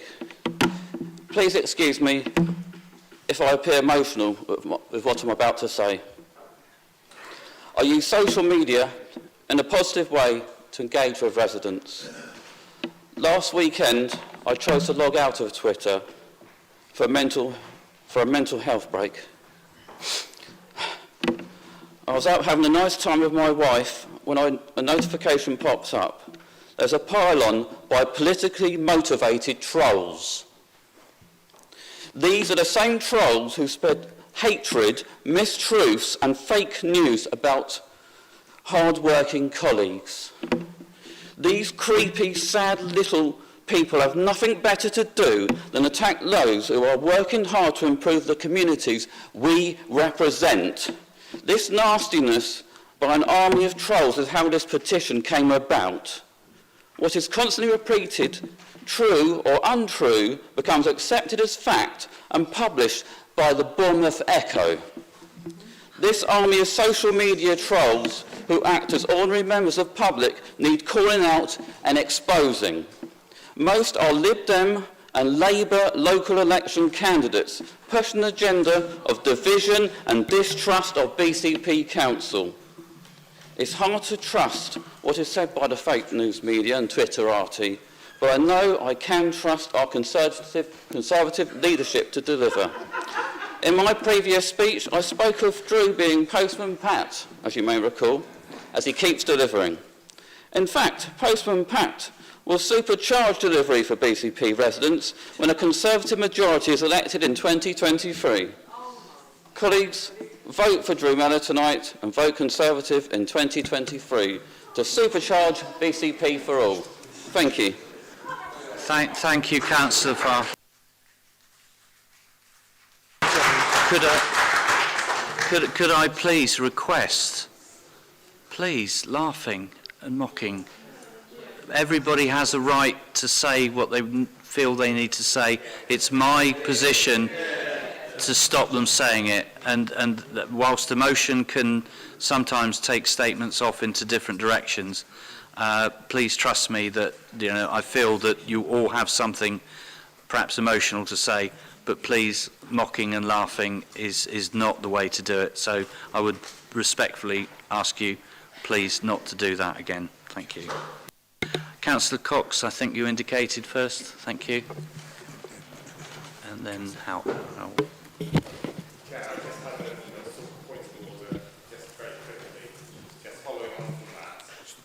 Point of order. Which one is that, Councillor Howard? Well, it's just a point about clapping.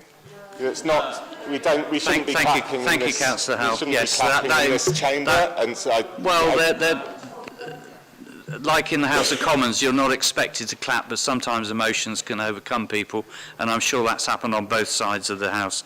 But we would obviously not. We would not encourage clapping, but thank you for raising that point, Councillor Howe. Indicated to speak first, I think, was Councillor Cox, please.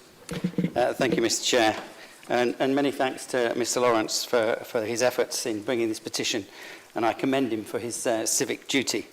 I appreciate the focus of the petition is on the two councillors in question, but I would remind them that this council, when this council voted in the leader, I set forward a detailed record of his record outside of this council.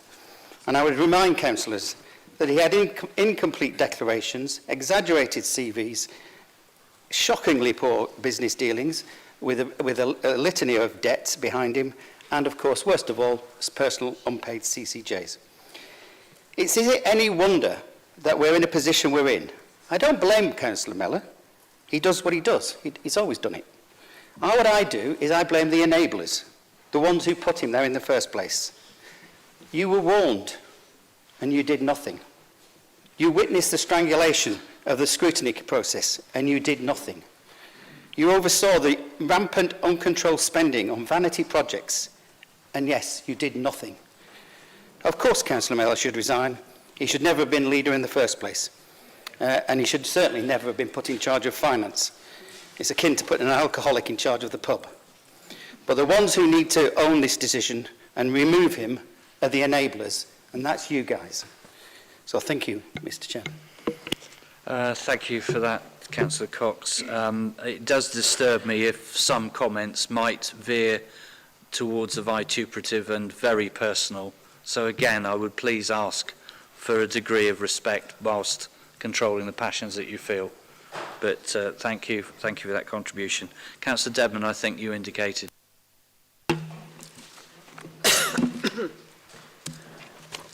Yes, thank you, Chairman. It occurs to me that the old phrase, more in sorrow than in anger, might apply here with this petition.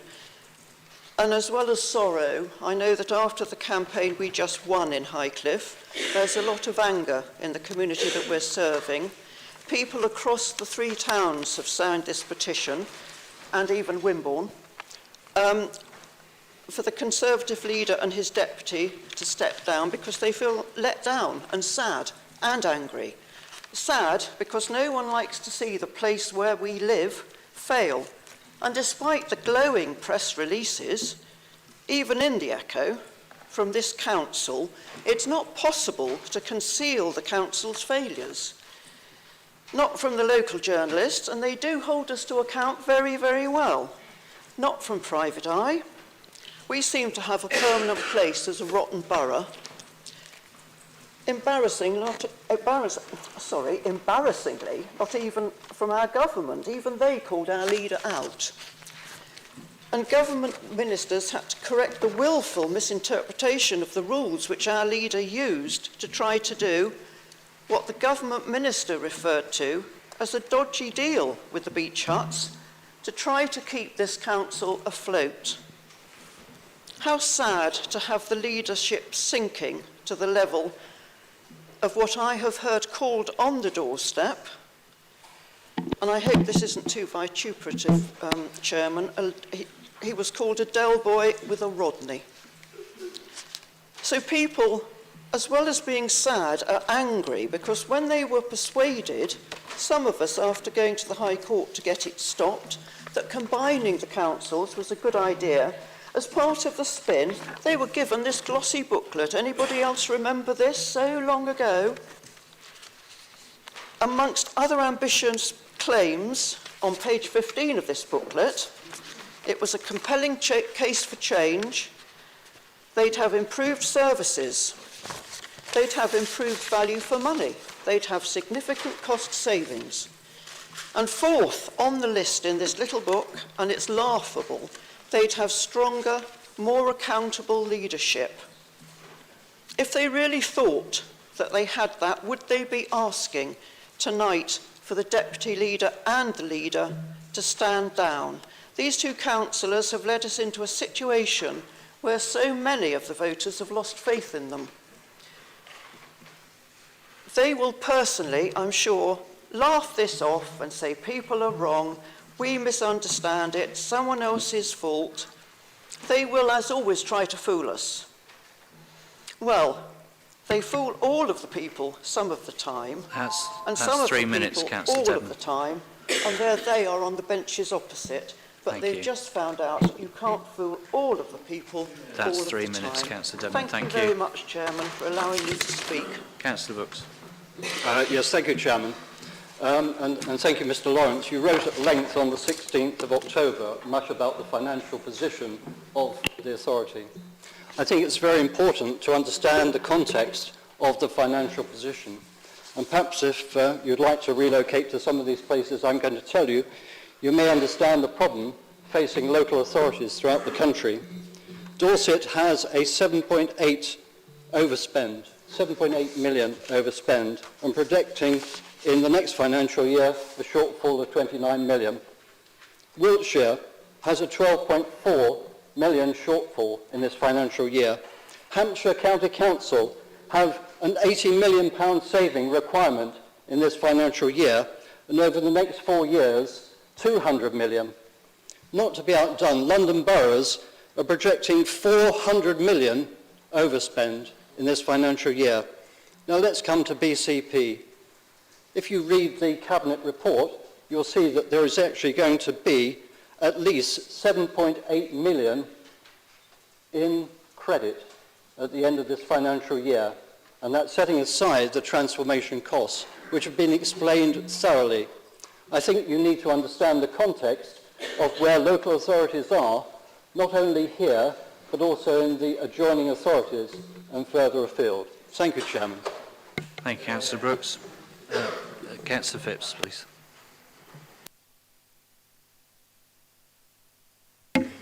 Thank you. Thank you, Chairman. Well, what can I say? This council has become an embarrassment. It's obvious residents have no confidence in the leader or the deputy leader, and this petition is just a prime example and indicative of the widespread disdain felt across Bournemouth, Christchurch and Poole for how low this leadership has brought our three towns. We have, as has been said, seen it and heard it whilst canvassing in Christchurch. And for Christchurch, it was previously a well-run, solvent council. And here we are, dragged into this merger, allegedly to save money. Well, what a disaster this has turned out to be. And the Conservative leadership, in its short life of about 2 years, has almost bankrupted the new council and brought it to its knees. I hope you've read the comments associated with this petition, where you will see that many residents are using the word, and this is a word that is all over this petition and the comments, the word corrupt, to describe this council. It's just absolutely dreadful what residents actually think. I've just heard mention of problems facing councils. But I think the main problem facing this council is its leadership. Under this leadership, BCP has been featured in consecutive editions of Private Eye and Rotten Boroughs, and I think it won an award last year, quite an achievement. Personally, I have no confidence in the current leadership's capability to deliver anything that the residents of BCP actually want. Thank you. Thank you, Councillor Phipps. As I say, you did use a word that I was going to try not to have to point out or single out, but obviously when certain words are used, if there is no proof, then it would probably be best not to use that word. But in the context that you used it, I found that acceptable because it was part of reporting comments that would be made. But I would advise people. Thank you.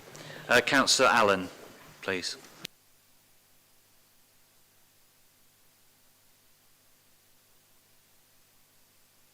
Well, 1 second, Councillor Allen. We do need to have a microphone. There's one right here. Could you move round to that one if Mr. Lawrence would allow you to? Speak.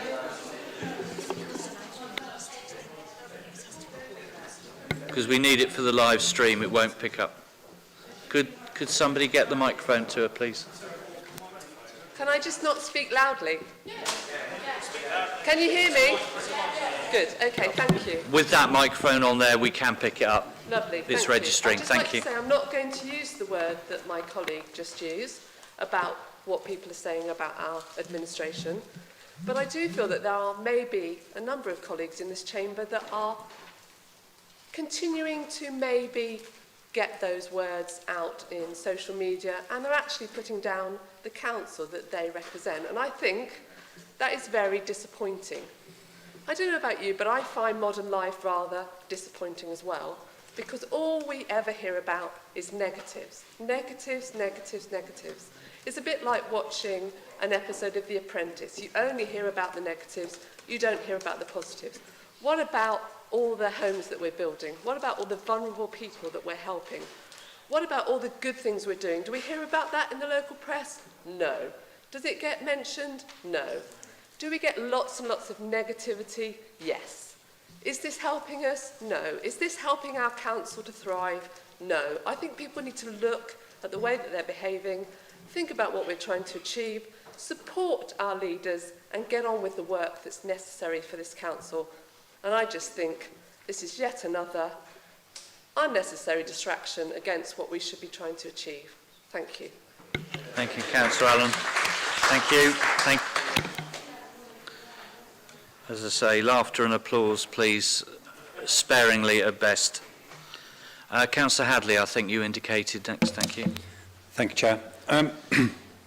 Yes, it's interesting, isn't it? When BCP Council formed, we were aware of a huge task to bring together 3 former councils. And for those members of now the opposition, it was the merger that none of us wanted.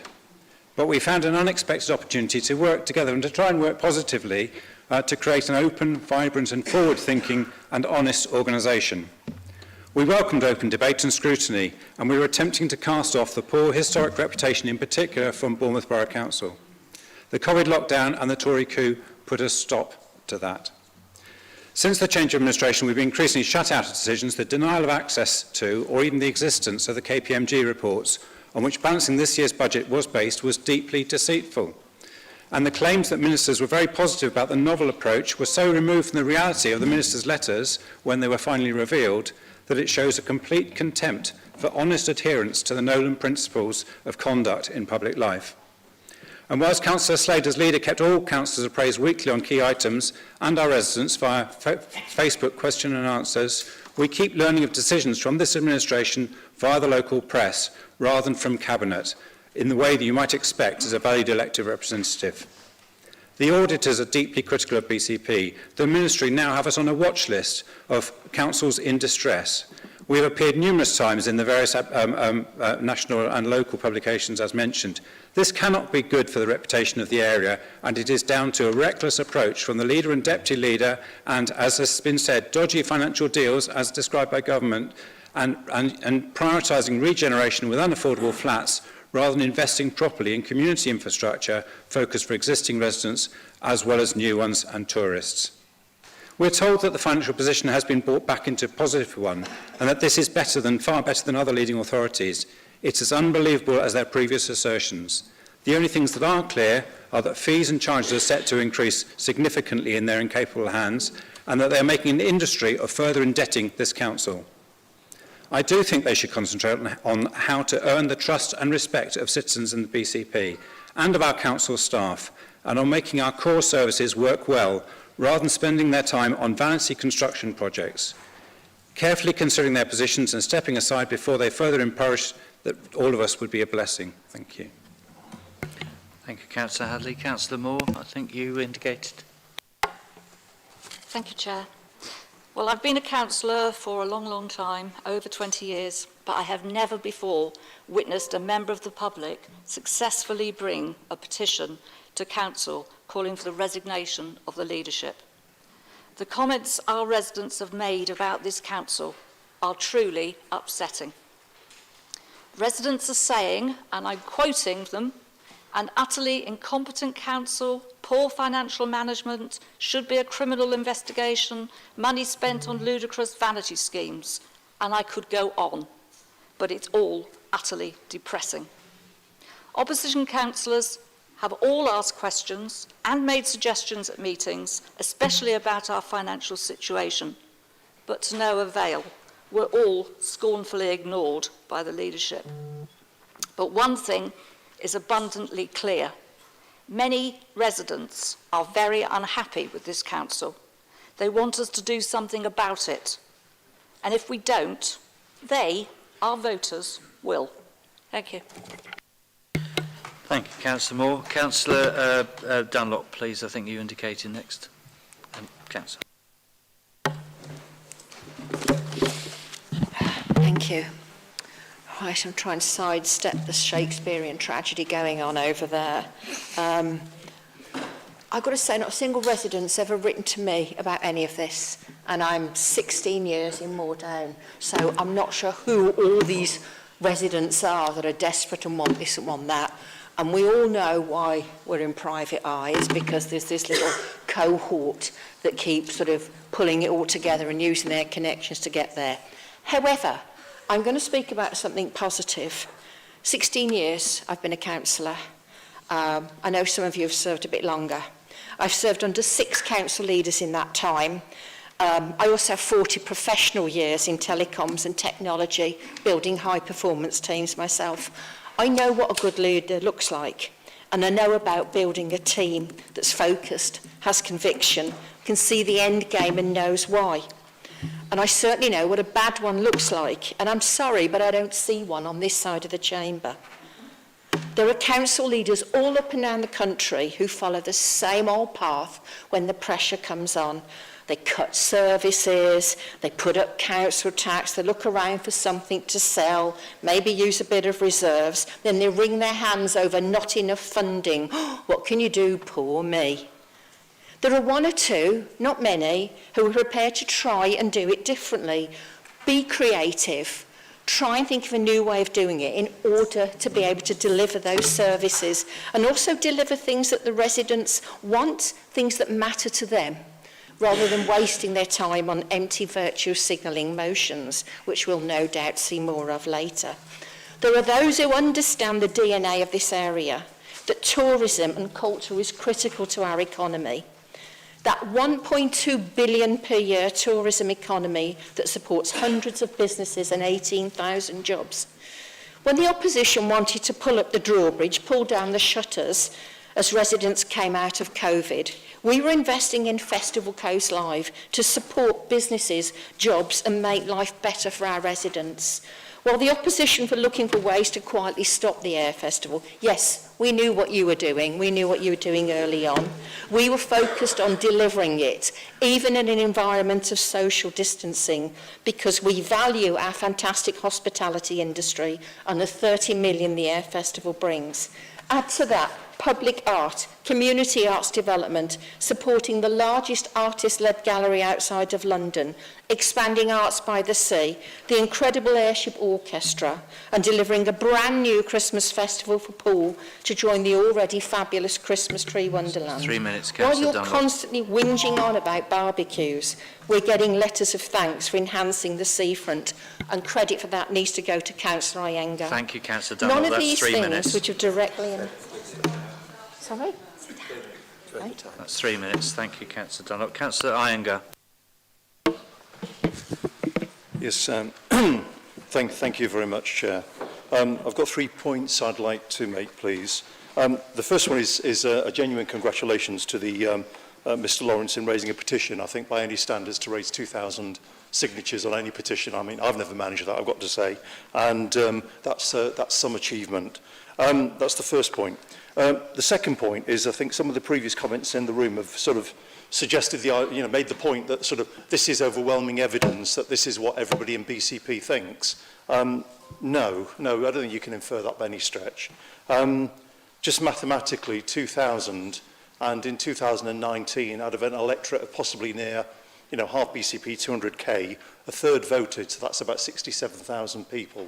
So 2,000 in this petition is about 3% of the electorate of BCP. So you'd have to actually assume that exactly the 2,000 here are exactly representative of the 67,000 odd electorate across BCP. Unless you can prove that, then actually you've got no case to argue that that actually represents all the views of BCP. However, I'm not dismissing the petition. It is important. It's very, very important.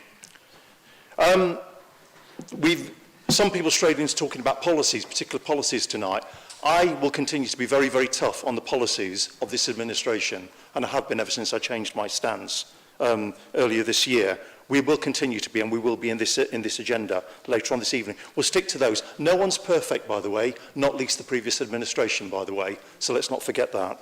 And the final thing on this is that I would invite the leader and deputy leader, if appropriate, because something important has happened tonight with this petition, and I would absolutely welcome the reflective and, please, not the jovial, but the solemn reflection from the leader on what he thinks the message is tonight from this petition, and what message, if anything, he will take from it going forward. I'll be very keen to hear that. Thank you. Thank you, Councillor Iyengar. Councillor Brown. Mr. Chairman, can I move a procedural motion without notice, please?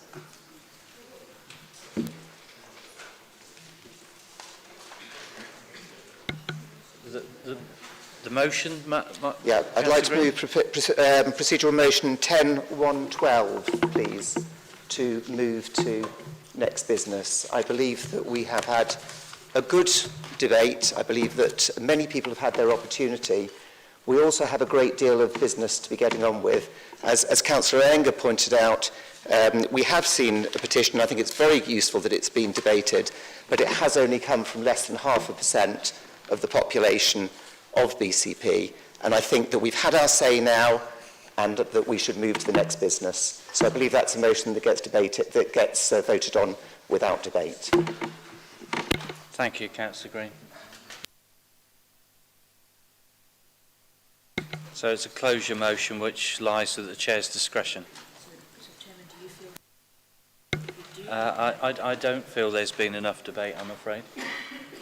I mean, whilst I would invite...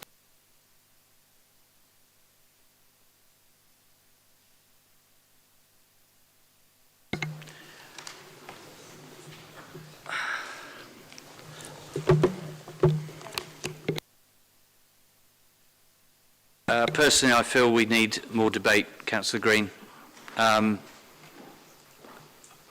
We've heard a lot of aspersions, accusations, words directed at two of the members in this room today who've not had the opportunity to respond at this point. So I would certainly feel that they should have the opportunity to respond. But I would also like a show of hands of those who would wish to make a valuable and fresh and new contribution, because then I will quite quickly move to closing. Okay, right. I think the first hand that went up was Councillor Farquhar. Thank you, Chair. It wasn't actually my first hand, but I appreciate the opportunity. There has been a good debate. I agree with you that I don't think there's been enough debate. My first request would be that a motion has been proposed and it needs to be seconded. But there's a motion without notice. Is that not a motion? No. All right. May I request a technicality then, that be confirmed by the Democratic Services, is can a motion without notice, can it be a recorded vote?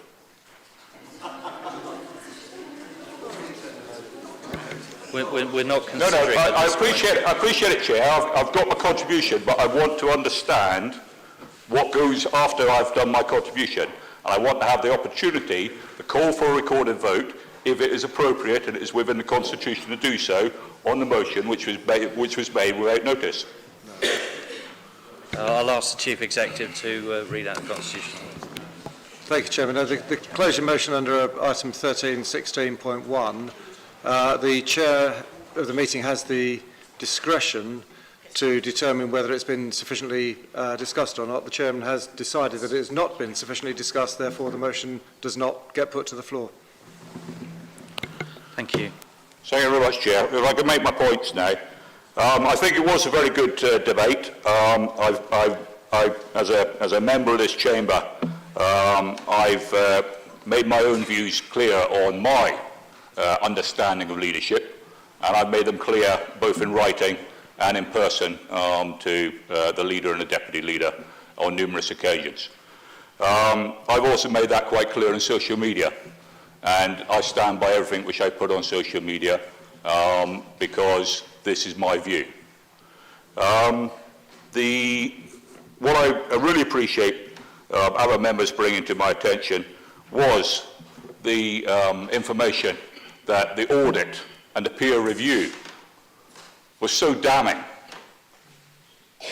in its judgment of the leadership and the governance of this particular administration headed by Councillor Miller and Councillor Broadhead, is that I would echo others to actually reflect upon the fact that the professional bodies which are put in place to ensure good governance, to ensure that councillors do their best to abide by the Nolan principles, which are selflessness, integrity, objectivity, accountability, openness, honesty, and leadership. So I would call upon, because I've already signed a petition to call upon him to resign and his deputy, is I would call upon the leader and the deputy to reflect upon the actual report from the auditors and to reflect upon the peer review and the recommendations made within that. Thank you very much, Chair. Thank you, Councillor Farquhar. For the hands that went up in order, I noticed there was Trent, Brown, Green and Robson. So I call Councillor Trent, please. Thank you, Chair. I have to say, I've been a councillor, or in some cases just outside being a councillor for part of that, for 40 years, and I've never seen such a diabolical mess that BCP Council at this point of time is. There is nothing in the last 40 years that comes anywhere near close, and I do think that needs to be reflected upon. Also, we hear all this success story that, oh, we're doing this, we're doing that. Information came out today, something like £100 million has been taken out of the kitty just to balance the books over the last 2 years, and that's before anything else happens. And then a little while ago, there was something like £10 million worth of cuts approved by Cabinet, no mention of what they were, but we found out a couple of weeks ago that the green bins were going to go up 20%. We found out, and in fact it was raised as a question tonight, that parking at Upton Country Park was going to go up by 33%. And just this evening, and so, you know, some people appear to write to me about problems. It says, I'm writing to advise you that our indoor bowls club, which has been based at Kings Park, Boscombe since 1995, blah, blah, blah, has recently advised by BCP management that due to budgetary constraints, a decision has been made to close down use of our bowls green after 31st of March. They then go on to explain why they're writing to me, because apparently 6% of their members are in the ward I represent. But this is just this evening. Things are sneaking out bit by bit, which actually shows the whole dishonest way that BCP Council is being run, and it has to come down to the leader and the deputy leader. And if I was on the other side, I would be actually looking to replace them before people have to face the electorate, because quite frankly, they're not fit for purpose. Thank you, Councillor Trent. Councillor Brown. Thank you, Chair. I'd just like to thank Mr Lawrence and the nearly 3,000 local residents for taking an interest in what's taking place at BCP Council and what takes place in this council chamber. That's true local democracy in action, when people are really paying attention to what's going on here. And for some members opposite to dismiss this as the actions of a few Twitter trolls is frankly completely laughable. The reputation of BCP Council has been trashed in the past 2 years under the leadership of Councillors Mellor and Broadhead. One of the few traits of the leader and deputy leader which have been in evidence is their stubbornness and resilience in the face of criticism. When this council and its leadership have been criticised and their failures exposed by not only the public signing this petition, but also the local press, the national press, government ministers and the civil servants working with them, an LGA peer review which was damning, external auditors, and to feature in the Rotten Borough's column of Private Eye, probably more than any other UK council this year. That's quite an achievement. The comments that have been received by all those groups are completely damning of the way this council's leadership has been operating. As the previous Finance Cabinet member, I'm most concerned about the state of the council's finances under this leadership. An attempt to defend the council's financial position by making spurious comparisons with other councils' mid-year positions, which are not even set in stone, is just complete smoke and mirrors. Let's get some facts about BCP Council's finances under this leadership. Over the 3 years of 2021-22, 22-23 and the proposals for 23-24, £93.3 million of this council's reserves have been drawn down to support the spending and the financial position of this council. £93 million has been taken out, and that's a fact. In February 2022, we were warned by the Section 151 officer that this council was living beyond its means with greater expenditure than its permanent sources of income.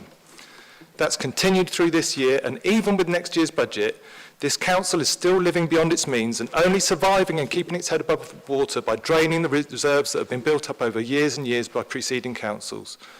We're still living beyond our means. We're still spending more than we have in income. And those are facts about the financial performance of this council, and that cannot go on. This leadership has trashed the reputation of this area and the council. It's trashed the finances of this council, and the deputy leader and the leader need to wake up, listen to the overwhelming messages from all quarters, and step aside for the good of this area and the good of its residents. Thank you, Councillor Brown. Councillor Mike Green, I think you indicated next, please. Thank you very much, Chairman. I wasn't intending to speak, so it will be a little bit disjointed, and I apologise for that. Please. I think when we listen to what's been said by the other side and also by the petitioners, we can see that there are two parts to this. One is about the reputation of BCP Council in the press, and the other is about the finances. Well, I'm afraid I can't really say very much about the press, but if I really had to be judged by what's said in Private Eye, then I think it would be a pretty sad state of affairs.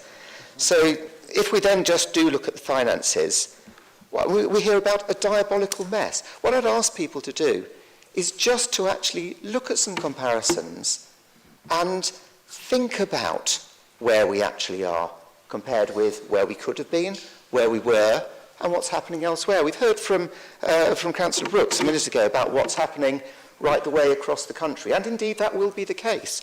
But you actually don't have to look that far. All I have to do is look across the chamber at what was the situation when that administration was so-called looking after BCP.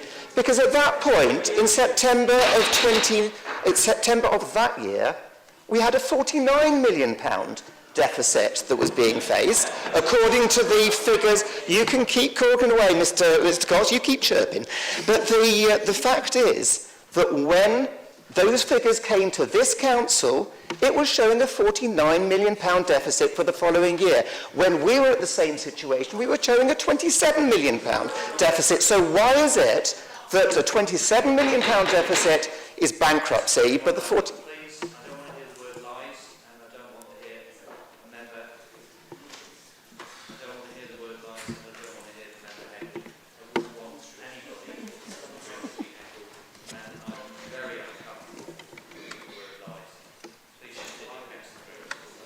Thank you, Mr. Chairman. I look forward to the apology from Councillor Slade later.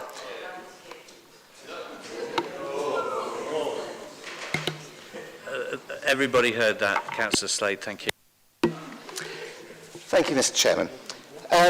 So, the £49 million deficit that was being shown in the papers that came to Cabinet and came to Council in September 2020, compared with the £27 million deficit that came in September 22. But there is a difference that's happened since then, which is that we have now closed that gap. I do not remember, since I started in local government in 2001, ever being in a situation at the end of October where the gap was closed for the following year. That is the truth about what is happening with the finances here. And I would suggest to the petitioner that if he looks at what's happened in the past, and look even in this particular BCP Council, then he'll be able to see the truth of the situation. But there was one other point on finances that was brought out, and that was by Councillor Dedman, who said that when we came into the three councils coming together, it was a disaster financially for people of Christchurch. Well, I think we've already just heard what was happening in Dorset at the moment, which is where you would have been. And look at what has happened to the council tax had you not been able to know. Councillor Green, that's 3 minutes. OK, I'll set that. Thank you very much, Chairman. Thank you. I was interrupted and I was allowing him to continue, but at that particular juncture, I appreciate that, Councillor Green. Thank you. Councillor Robson, I think you indicated next. Councillor Dedman. I was named there, Chairman, and I think I was accused of saying something by Councillor Green. Well, I think somebody accused another member of being a liar, so I'm not going to unravel that ball. Yeah, thanks. I've had the privilege of being a councillor only a short number of times, and I am truly shocked at my 3 years in this council. I don't know whether the members of the public think they've come to witness a council meeting or whether they're at the pantomime at the Lighthouse. Because sometimes I sit here, ladies and gentlemen, thinking I'm looking at a pantomime. We live in a society now where we know people can't be bothered to go out to vote. So the very fact that 2,000 or 3,000 people have got off the chair to vote and protest in a petition speaks volumes to me. I don't care whether it's 60,000 people or 40,000.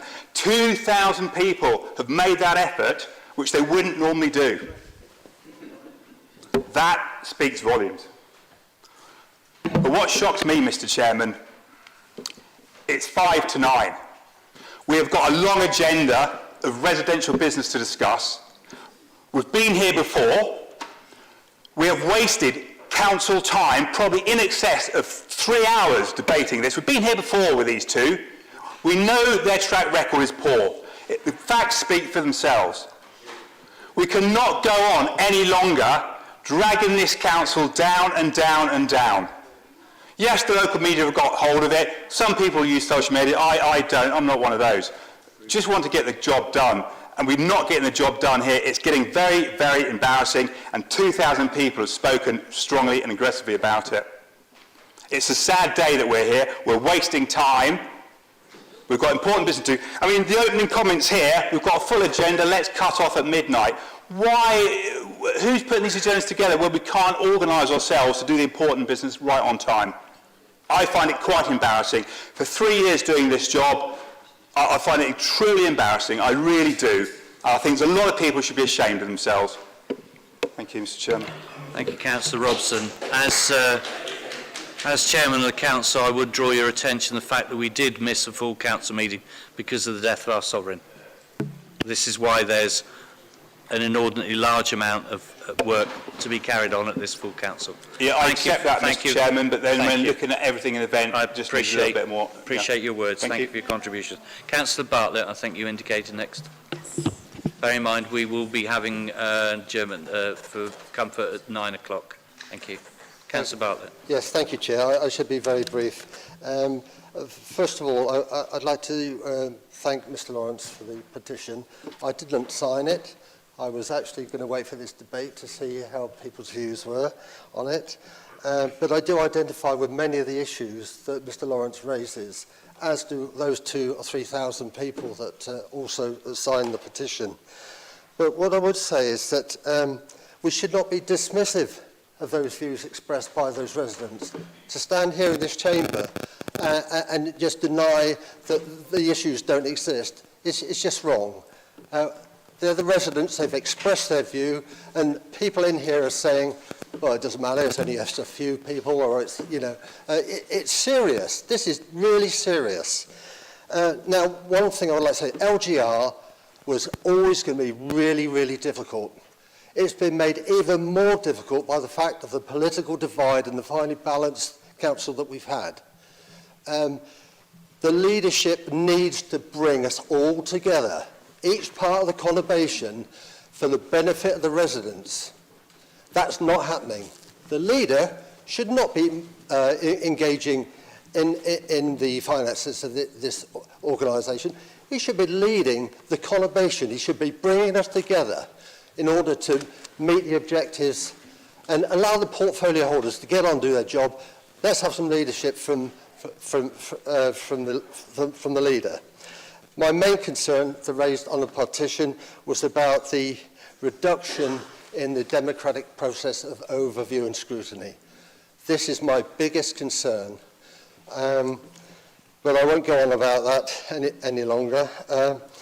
And having said all of this, you know, we are all trying to do the best we can, including the leader and the deputy leader. Of course they are. They want the best for this area. In asking them to resign, I would ask you to reflect on that, because who are you going to get in replacement for them? Who of this lot here are going to take over from these two very bright gentlemen? And no matter the way they behave or whatever, they are bright, they're trying to do their best. We have to remember that. And although I think I've probably said enough, but, you know, can we please try to get together, get Christchurch and Poole and Bournemouth working together collectively for the residents? The point is, and I see Councillor Devlin shaking her head, we've got LGR, that's not going to change. It's not going to go backwards. We have to accept it, we have to move forward, and we need a leader and deputy leader that can bring us together to do that. Thank you, Chair. Thank you, Councillor Bartlett. We have two more people who've indicated to speak, which I will allow before the scheduled break. So Councillor Howell, and then the final one will be Councillor Dove. Thank you. It gets tiresome rebutting the misrepresentations from across the chamber, but the 49 million wasn't a problem, because we were waiting for a greater sum than that to be returned to us given by government, which would have immediately cancelled that out, and it did very shortly afterwards. The leader claims to be a successful businessman, but he's appointed himself as head of finance as well as leader, and no business would do that of any reputation, because it means there's no internal challenge. What it does mean, though, is that he can't get away from the fact that he's responsible for the financial state of this council. I recommend his colleagues, who seem to be busily trying to avoid the seriousness of the situation, to listen to the last 20 minutes of the Audit and Governance meeting on the 20th, the value for money report by the auditors, and our auditors were absolutely scathing of the financial position of this council. They were asked if they had confidence in the financial position, and they said they did not have confidence in the financial position. They said there was a very long way to go to reach financial sustainability. You know, then we found out we had another Audit and Governance meeting on the 27th of October, and we discovered that auditors criticised the council for not having a plan B. Myself and many of my colleagues in the budget pointed out that there was no plan B in relation to the beach huts fiasco, and you know, we've been proved right by the auditors. But what was also came out in that meeting was that the council knew, and the leader knew, that the government was unhappy with the approach, flexible use capital receipts approach, in March of this year, and still there was no plan produced, no plan B produced until October time this year. You know, that is just financial recklessness. you know, it demonstrates that there's an arrogance there. He does not care about the financial position of this council. He's got his own, he lives in his own fantasy world where he thinks that, you know, he's a financial genius. And that has been wrecking the council's finances. And whoever is going to take over for him, because she's not going to last very much longer, one way or the other, is going to have a very difficult job because of the mess that he's left. Thank you. Thank you, Councillor Howe. And final speaker, Councillor Dove, please. Councillor Dove. Thank you. Unlike some other members, I'm not going to shout aggressively just so that I can ensure that I'm heard. But I can see why opposition want Councillor Mellor and Councillor Broadhead to go. The leader's a bit of a threat to them, isn't he? Balancing the budget, demonstration of improved services, and I can see why the opposition need to make all these grandstanding statements which haven't been justified, just to get him to go a few months from elections. And maybe I can help Councillor Trent in understanding some of why we do speak of areas of success. So when Councillor Mellor became leader of this fine council, he made it his first priority to ensure that everyone living, visiting or working in our 3 towns feels safe. And what does this mean for our residents? Where does their hard-working council tax money go? Well, in the world of community safety, it is this: 100,000 towards improving CCTV, an extra 60,000 for increasing CCTV monitoring, 300,000 for additional BCP safety officers, frontline and security officers who provide visible patrols, 50,000 youth diversionary activities throughout the summer. And Councillor Mellor publicly supports a strong team of ASB officers who work closely with residents who have resolved 3,000 cases this year. Do you know what? It works. It works because we see public closure orders reported on a frequent basis. It works because we see reports of proactive early morning door knocks to prosecute those selling counterfeit items such as toxic cigarettes and unlawful vaping items. And when we say we want BCP to be safer, Councillor Mellor means it. So take the data for open spaces in Bournemouth Central, for example, during April and August during our peak summer seasons. It shows that there has been a decrease in the number of reported crimes of antisocial behaviour in those open spaces when compared to 2021. That's right, crime and ASB have gone down, and not just a little bit. Between April to August 21 and compared to 2022, there was a 25.59% reduction in reported crimes in 2022. That's a 25% reduction in crime. So compare April 21 and August 21 to the same period in 2022. A 23.64% reduction in reported antisocial behaviour. Furthermore, it's the lowest ASB incidence since 2017. That's a 5-year low for ASB. So what Councillor Mellor and Councillor Broadhead are the leaders who deliver for our residents, the team to keep our residents safe. I look forward to seeing what else they deliver on over the next 6 months, and as this one enabler says, more of the same, please. Thank you, Councillor Dove. I feel we've had debate now. I feel we've had a really good debate now, and this is the opportunity where the petitioner has, the organiser of the petition, has a chance to speak in regards to applying. I'm getting up. 1 second, Mr. Lawrence. Councillor Bagwell, have I missed you? You certainly have, and that's not going to happen. I don't know how you did it. I know, I can feel the heat from here. You saw the death stare coming at you. Would members please indulge me for my mistake there, and just if Councillor Bagwell could just... Councillor Bagwell, you have the floor. Thank you, Chair. Oh, I got double whammy, sorry. I'm turning that one off because otherwise I'm going to get confused. Right, thank you, Chair. I do greatly appreciate the effort put in by Mr. Lawrence through the petition. However, could we please move on to the rest of the agenda? Because I'm more concerned about getting back to the agenda so as we can serve the rest of our residents and all our residents. Because actually, as Poole Local, we are to engage with our residents and work for our residents. They pay our wages. So, and I'm also conscious that we have officers behind you guys that have been here and could be here till kingdom come.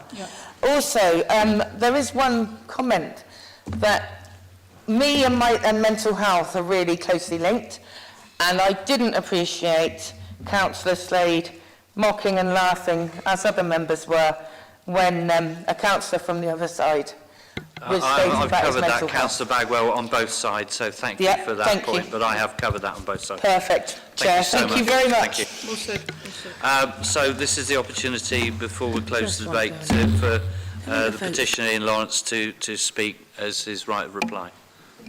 Thank you. I'd just like to thank everybody for their time. I'll keep this very, very short because you've got important stuff to do.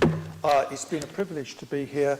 Never before have I been called a troll or a Liberal, but I'm happy to be called those, even though it's not true. I'm just astonished when this council's performance is compared with other ones which do not have the economies of scale when you're drawing 3 towns together. There is no way that we are doing better than our neighbours. We're doing worse, and we should be doing potentially much better. Thank you for also allowing me to actually put forward people's ideas from the comments. It's misleading to actually say they were all made up or anything like that, because I've got names for all of those people. They are your voters, and you ignore them at your peril. They are a small sample, but sampling can work. They shouldn't be dismissed. And the biggest sample will be in May. And if you don't listen to these comments from these people, you will deservedly have a lot of change. So thanks again to everybody. I hope we can have prudence and a lack of recklessness. If that had happened, I wouldn't have had to have been here. Thank you. Goodbye. Thank you.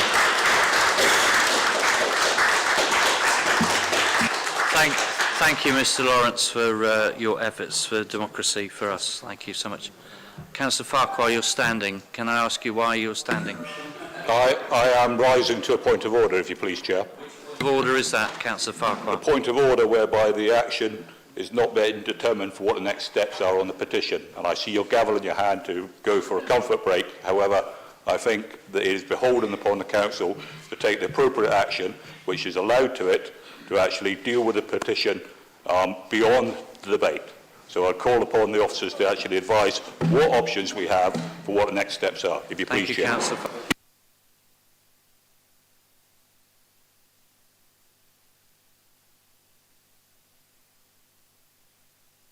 The petition has been submitted. There's no further actions. There's no motion. Sorry, Councillor. So, councillors, the Constitution does lay out an indicative list of what might be a response to a petition. So it's incumbent upon councillors to decide how they want to take this petition forward. For example, they can note the contents of the petition and leave it there. For example, they can agree to take certain actions. They can refer it to another committee. So it's up to councillors whether they, having heard the debate this evening, wish to leave the matter there for everyone to reflect upon, or whether they wish to recommend an action arising from the debate this evening. Thank you. That comes through a motion. So if an action is proposed, it needs to come through as a motion from the floor.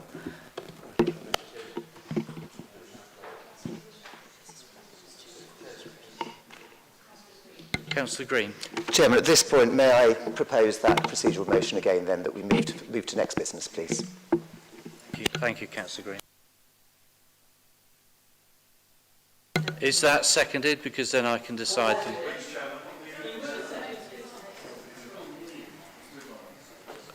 Sorry, you all shouted at once. Could one person indicate? I'm sorry, Mr. Chairman, I think that I wasn't heard over there. My procedural motion was presenting again that we should move to next business. Yeah, and I've asked if it will be second. Is there a seconder of it? Councillor Green. Thank you. Then you take the vote. And the vote. So we will now move to a vote to agree that motion. So those indicate in favour? Do we need to count? Please keep your hands up. A clear show of hands will keep.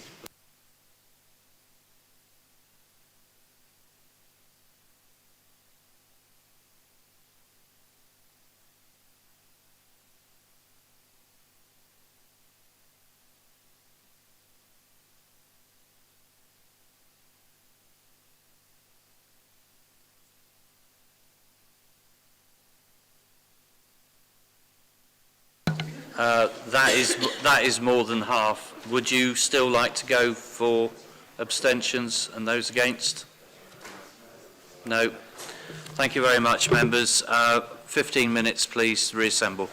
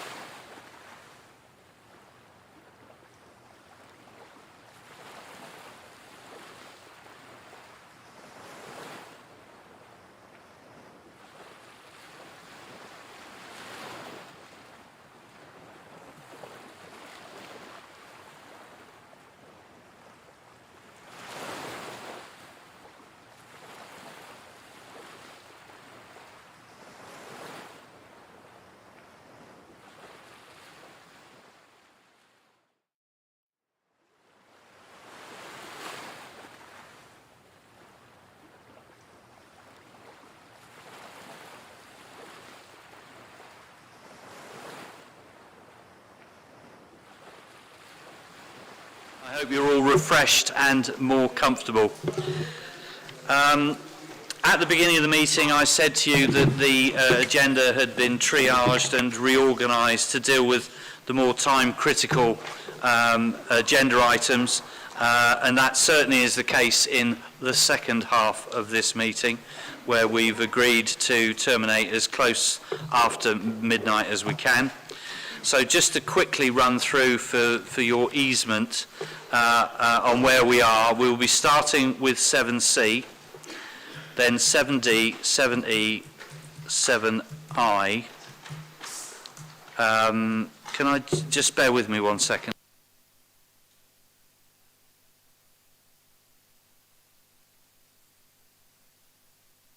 Okay. Update 8, update on the role of the health and wellbeing boards. 9, review of the political balance of the council. 10, homes for Ukraine tariff. And 12 is questions from councillors. If we make it to 7J, which is the review of the council's constitution, then that will be the last item on this evening's agenda. So we're starting with 7C. Thank you. Councillor Iyengar. Sorry, Chairman, could you just go through those items slowly, one at a time, so we can mark them on our agendas? Yep, happy to. We can signpost ourselves to the rest of the meeting. Right, so starting with 7C, then 7D, D as in dog, E as in elephant, I as in eyeball. Oh no, that's... You're allowed to laugh. You're no, it's not the time and place. I'm so sorry. Trust me. So that's 7I, which is Children's Services Pay Review. 8 is update on role of health and wellbeing. 9 is review of political balance of the council. 10, homes for Ukraine tariff. And 12, questions from councillors. And if we reach it, it'll be 7J. Thank you. I think we've had an indication from Councillor Wilson. Did you indicate? Sorry, yeah, it was just to ask if Democratic Services could just send a note round to everyone with that as well, because I couldn't mark it on my digital copy very well.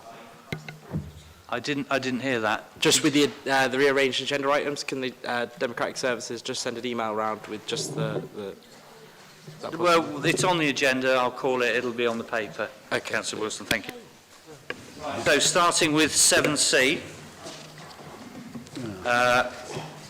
Audit and Governance Committee, 28th of July 2022, minute number 117, Treasury Management Monitoring Report.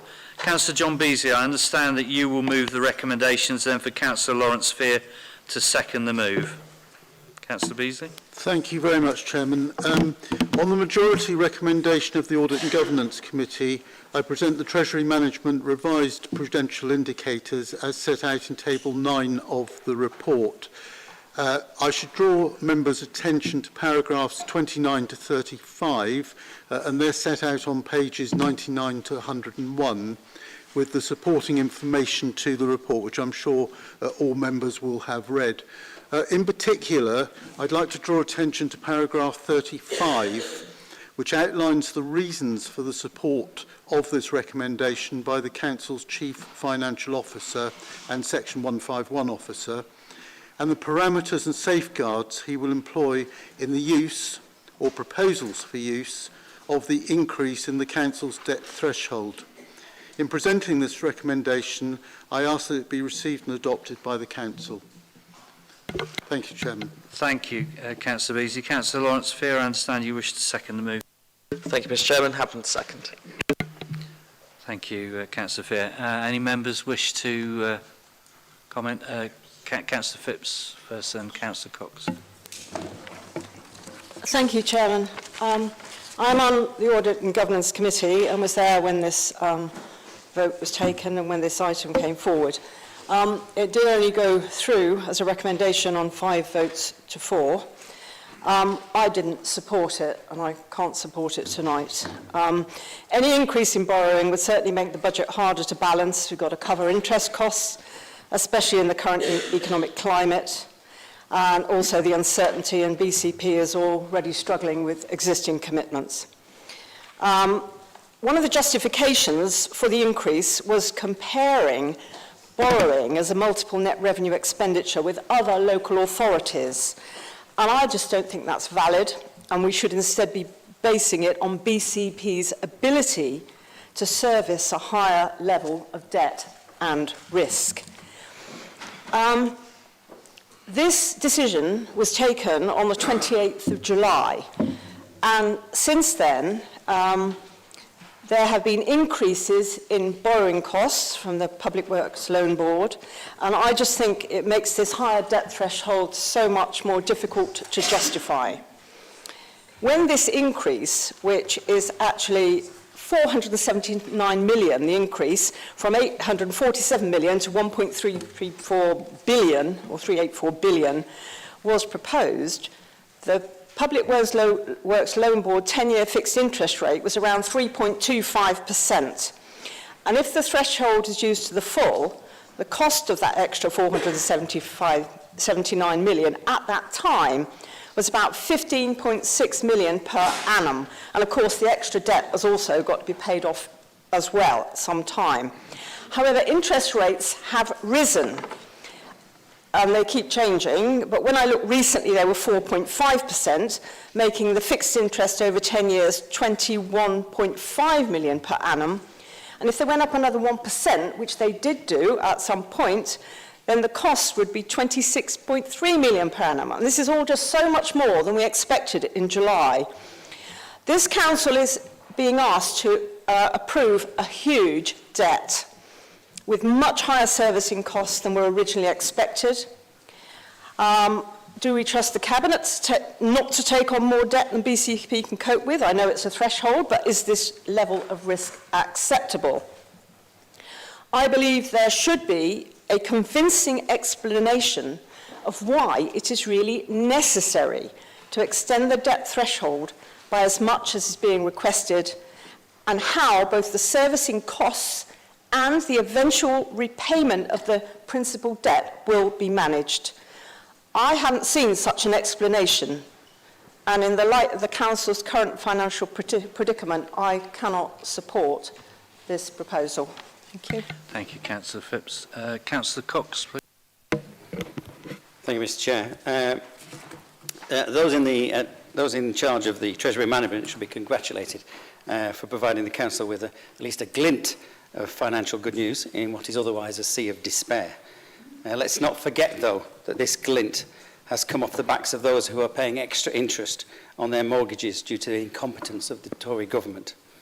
And the good news is also on the back of this administration failing to deliver what it planned to do, which on the basis that some of that consisted of vanity projects, that may not be a bad thing. I do really understand the purpose of increasing the debt threshold to line up with the so-called big plans of the Tory administration, but it's the same administration which has demonstrably failed, as we've heard earlier, and so to grant them additional headroom to play is completely unacceptable, and for that I cannot support this increase. Thank you. Thank you, Councillor Cox. Councillor Bartlett, please. Yes, thank you, Chair. I can't support this recommendation to increase the limit, but the caveat is that each element above the limit will be supported by a business case. Well, frankly, you can knock on a door, can't you? And if you've got something on the other side, you can open it, but if it's actually not there, then the door is shut. And I think it makes it a lot easier to control our finances if that door can't be opened. The notion of comparing the debt threshold with other local authorities, to me, is absolutely nonsense. It's almost like a badge of honour, isn't it, to be up the table somewhere. My view is that it'd be much better at the bottom of the table, and we actually have no debt. I mean, you know, why continually borrow to supposedly create this cityscape that nobody actually wants? Now, I understand about housing. Yes, we can build housing, social housing, but we're not actually seeing very much social housing going on, are we? And most of it is buy-to-let for the private rented sector run by our own companies. You know, this is not social housing, which I would be supported of if that's what the money was going to be used for, but I fear it won't be. So I can't possibly support this. I think we need more prudence and less borrowing. Thank you, Chair. Thank you, Councillor Bartlett. Councillor Hadley, please. Thank you, Chair.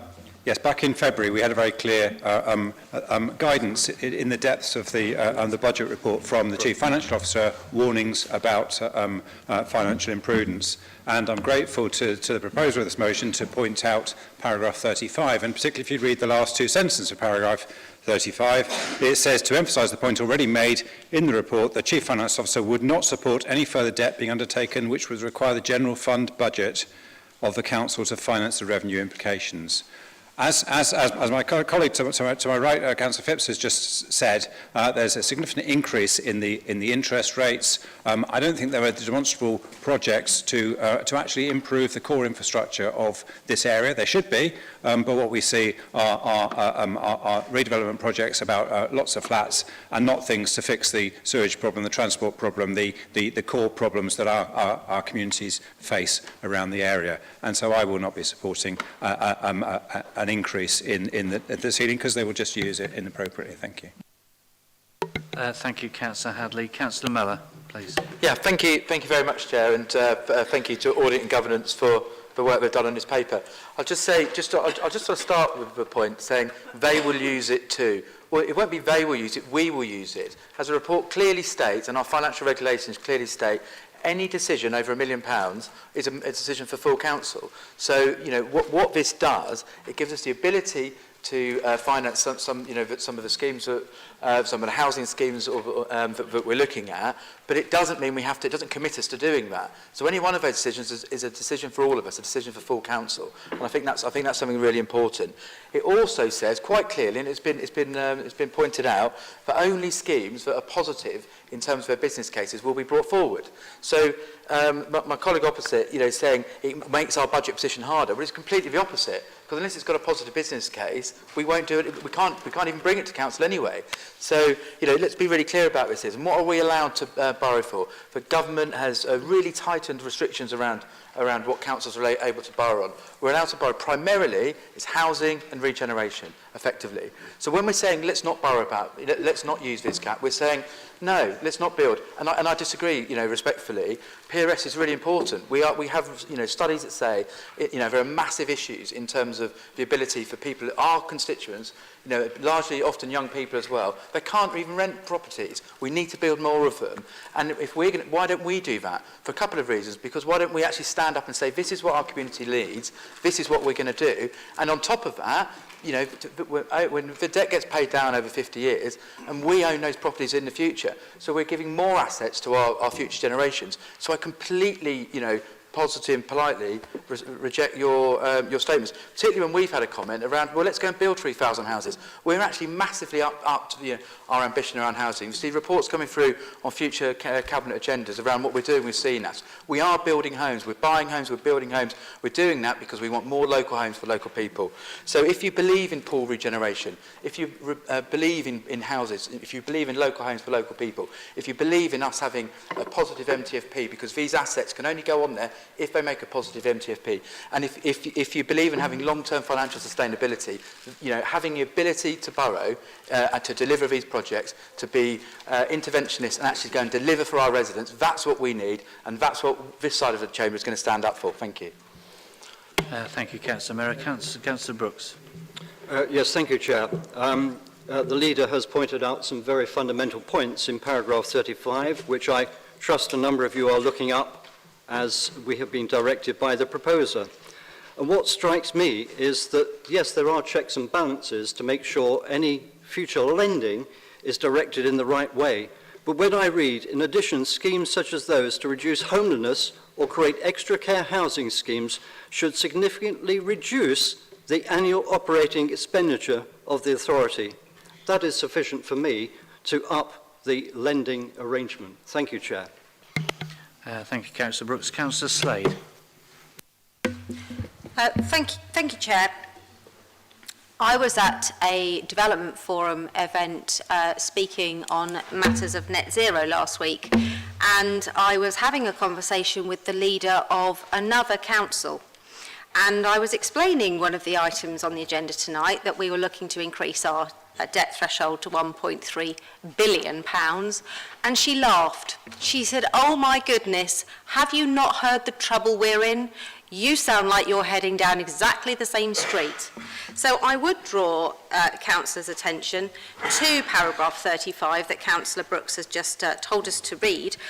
In the last sentence of that paragraph, it states, "Councillors also need to be cognizant of the perception created if Council was to choose to have debt levels above those of similar local authorities." So we already have a government that feels that this council has been doing dodgy deals. We've already had councils stripped of rights because of the works of the leader and deputy leader here. We already have a capitalisation directive arranged for us, but apparently we're going to try for a fire sale first and then keep that in the back pocket if it doesn't go through by the 31st of March. And let's be realistic, it isn't going to go through by the 31st of March. And the reason that's relevant is that what message does it send to government that we have listened to what they said about the way this council is behaving? If, while the government are saying you should not be borrowing more money, you should not be doing projects, we then go, no, no, no, we're going to add another £400 million to our debt threshold. We do not need the £885 million that we already have, because we've already cancelled projects including the Winter Gardens and Cotlands, which will save us around £60 to £70 million. And I believe that there are other projects that are going to be pulled from the scheme, which might take us to something like £100 million of headroom. So it just isn't needed. And I would finally just make reference to all these incredible schemes which Future Places are apparently doing for us, although I notice the big conversation has just been cancelled this week. We have got no projects coming forward with full business plans because they haven't managed to deliver any yet. Now is not the time to be increasing the borrowing for projects that might happen years into the future, 6 months away from an election. This is not a decision for now. We should reject this and let the next council, with a clean pair of hands and with a decent set of finances behind it, take the decision about whether or not we increase our budget. Thank you, Councillor Slade. Councillor Howell, you indicated. Yes, thank you. I can't support this largely because of the reasons that were discussed earlier. I can foresee situations where it would be useful to have additional headroom, but I just do not have confidence in the leadership to be able to deliver that in the right way. And I think it's important that the public realise that part of the reason for this increase in headroom is because, as Councillor Said said, the leader is embarking on a fire sale of assets, the sale of assets to try and balance the budget and avoid taking a loan from government.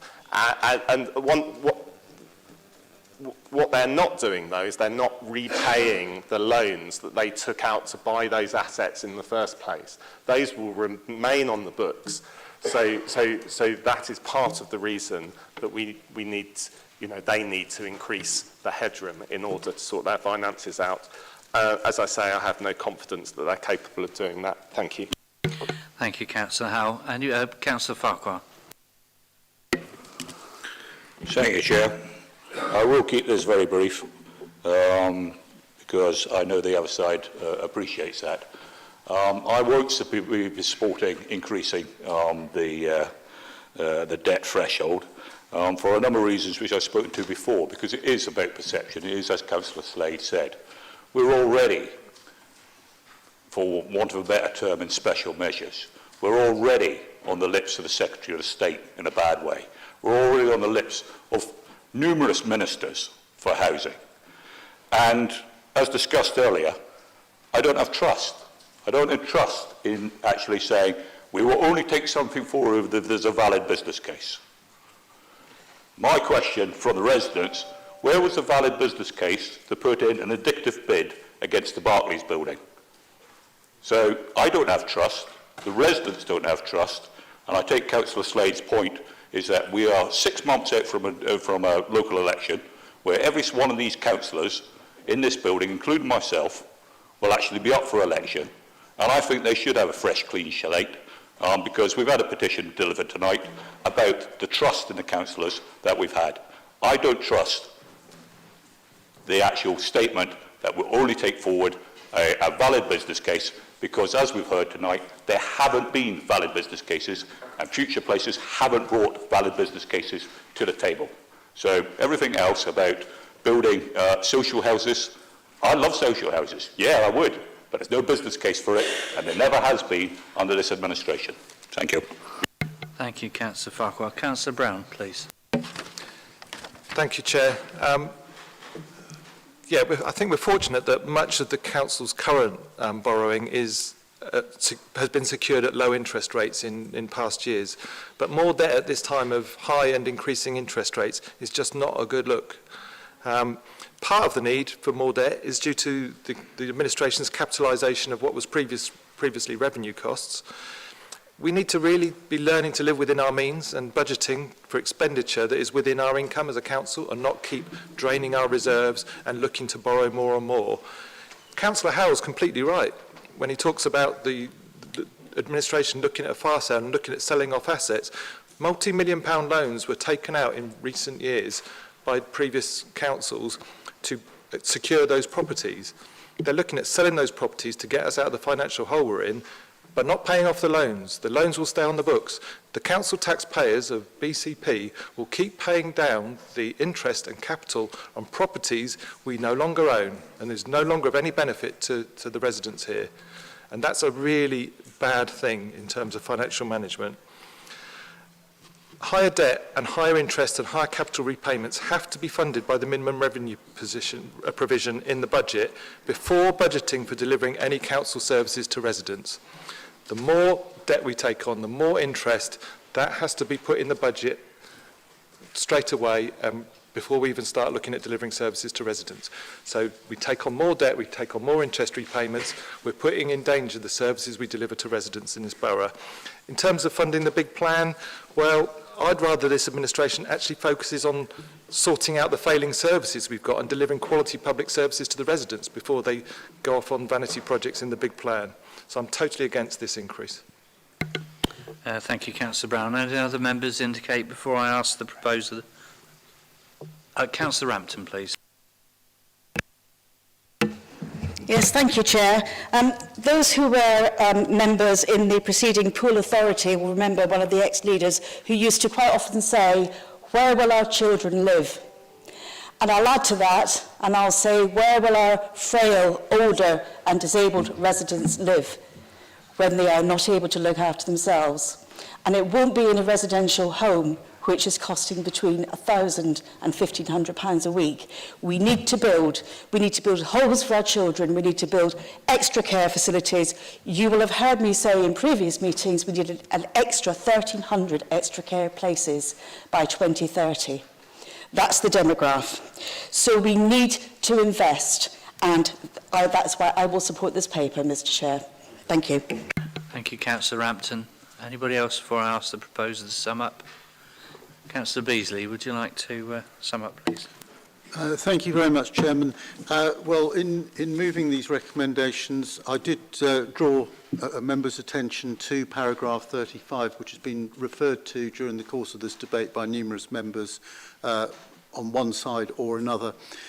From an audit and governance perspective, which is politically neutral and guards that neutrality jealously, I honestly believe that the contents of paragraph 35 have the checks and balances in there, which will be exercised by the Chief Financial Officer and 151 Officer in order to make sure that the principles that are in there are adhered to, because they have to go through that gateway whatever happens. So much might be made of potentially what could happen, but it won't happen because it will have to go through that gateway process, and the Chief Financial Officer will stick rigidly to those principles, come what may. Points have been made, though, also about the use of funds in the future, and housing is right at the top of that list. And we've been very keen to recognise that where it is affordable and sustainable, and where it will produce the kind of housing through borrowing that is desperately needed across BCP, that there will be a case to be made for that. And it's on that principle that I've moved those recommendations, Chairman. Thank you. Thank you, Councillor Beasley. Councillor Dove? What is it? What's that? We can't take any more debate. No, it's fine. Sorry, just sorry to interrupt. We've got members of the public leaning over the balcony. Councillor Dove, thank you. Sorry, as a female, I would take someone looking down my chest. Thank you. Thank you, Councillor Dove.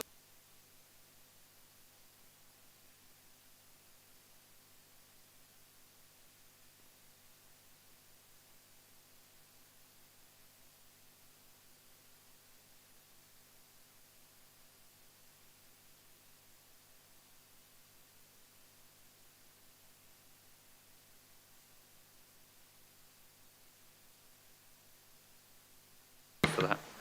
Thank you.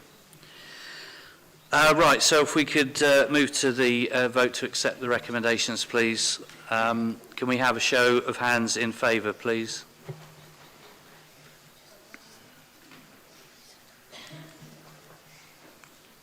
Sorry, Chairman, could you ask me to put their hands up a little? Yeah, I think we all need your hands up a lot higher, please. Councillor Barton, Councillor Bagwell.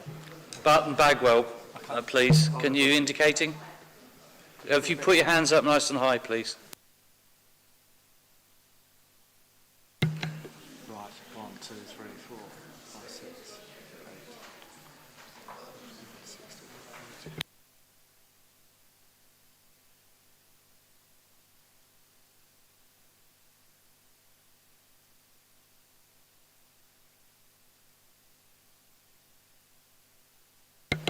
8. Gentlemen, there was one of you standing, now there's 3 of you standing.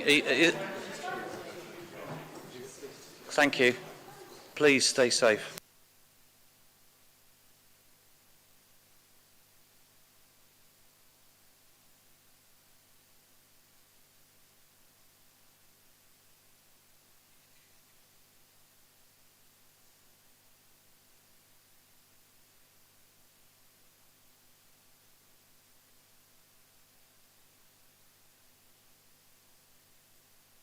Thank you. Put your hands down, please. For those against, please.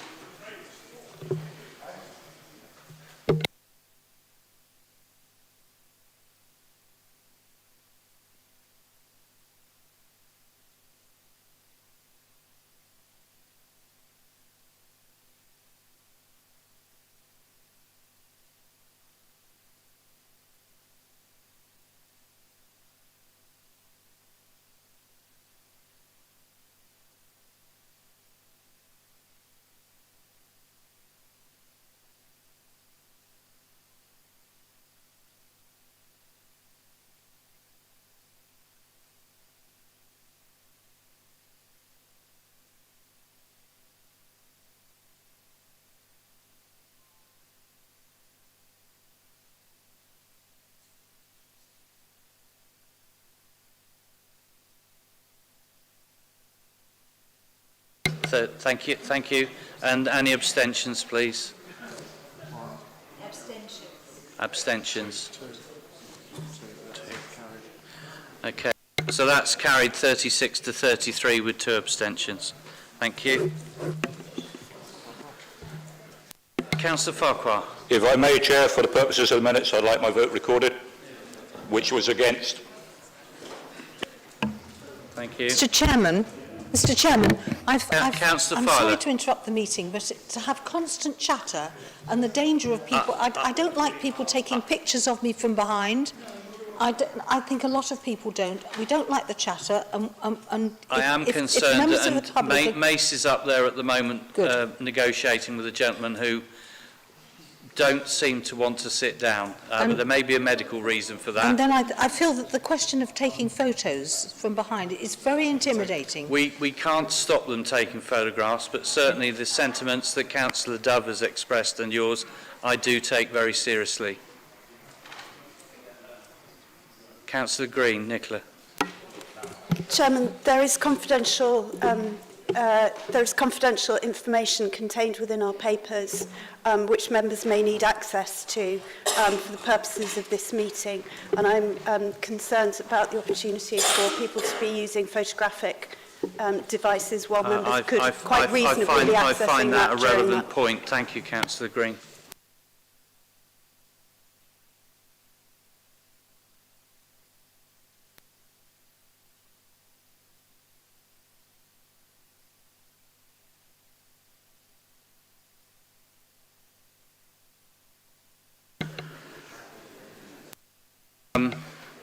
This is something we will confer on. And okay, I'd like to hand over to Ms. Seiss, please. Okay, the legislation allows for members of the public and others to take photographs and film during the council chamber. I realise that with the public gallery at some height, members might need to guard their information in front of them. I'm sorry, Councillor Green, but we can't stop the filming and we can't stop the taking of photographs because it is allowed in legislation. But Chairman, what I would be concerned about is any disruption of the meeting, because that is within your discretion to ask members of the public to refrain from doing that, or in fact to leave should they become too disruptive. Thank you. Thank you. I am finding myself distracted, I have to say, and there is noise from the gallery, but I'm quite content at the moment that I think we've covered that, and we welcome them to listen avidly to the rest of the debate.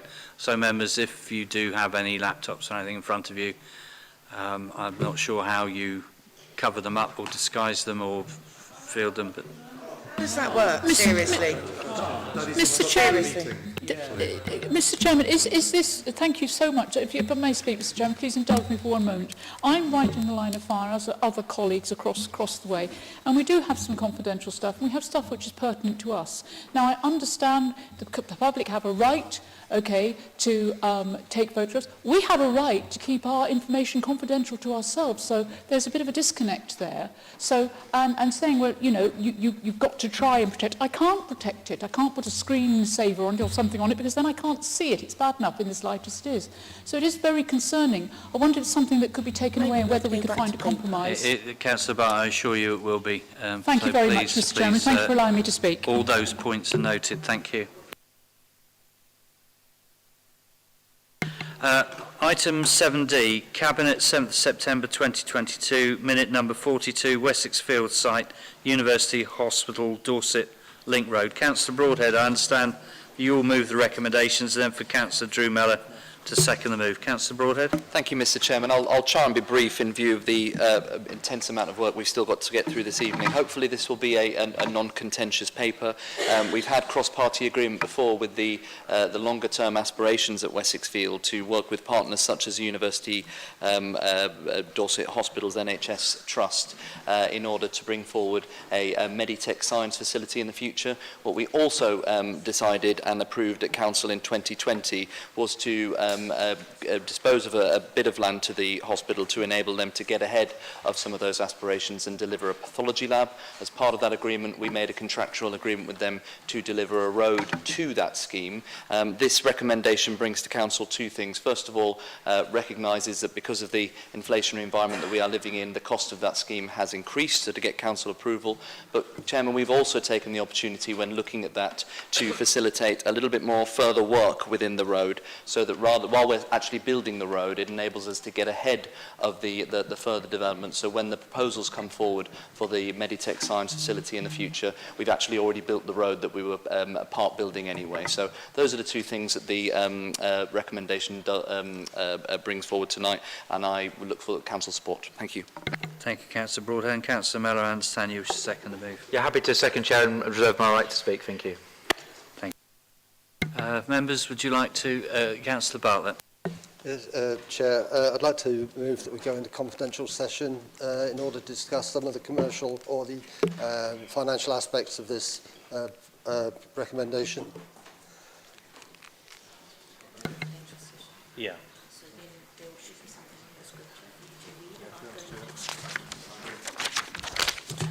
Thank you, Councillor Bartlett. So, from what you've just requested, under Section 100A4 of the Local Government Act of 1972, the public will be excluded from the meeting for the following item of business on the grounds that it involves the likely disclosure of exempt information as defined in paragraph 3 in Part 1 of the Schedule 12A of the Act, and that the public interest in withholding the information outweighs such interest in disclosing the information. So can we have general assent for going into exempt session, please? Yes, agreed. Thank you. We would now at this point kindly request members to leave the gallery. Thank you.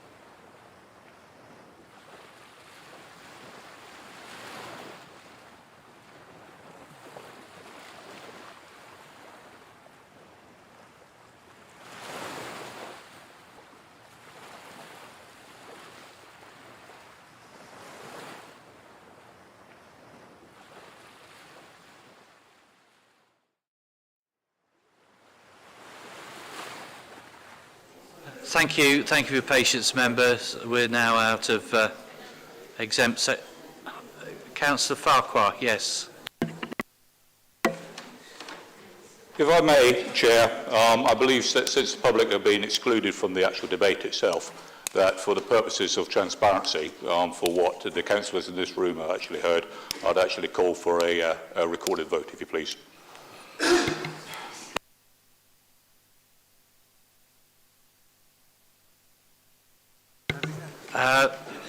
The rules are that to go to recorded vote, we need a show of 25% of members to proceed to a recorded vote. Okay, we've got that now.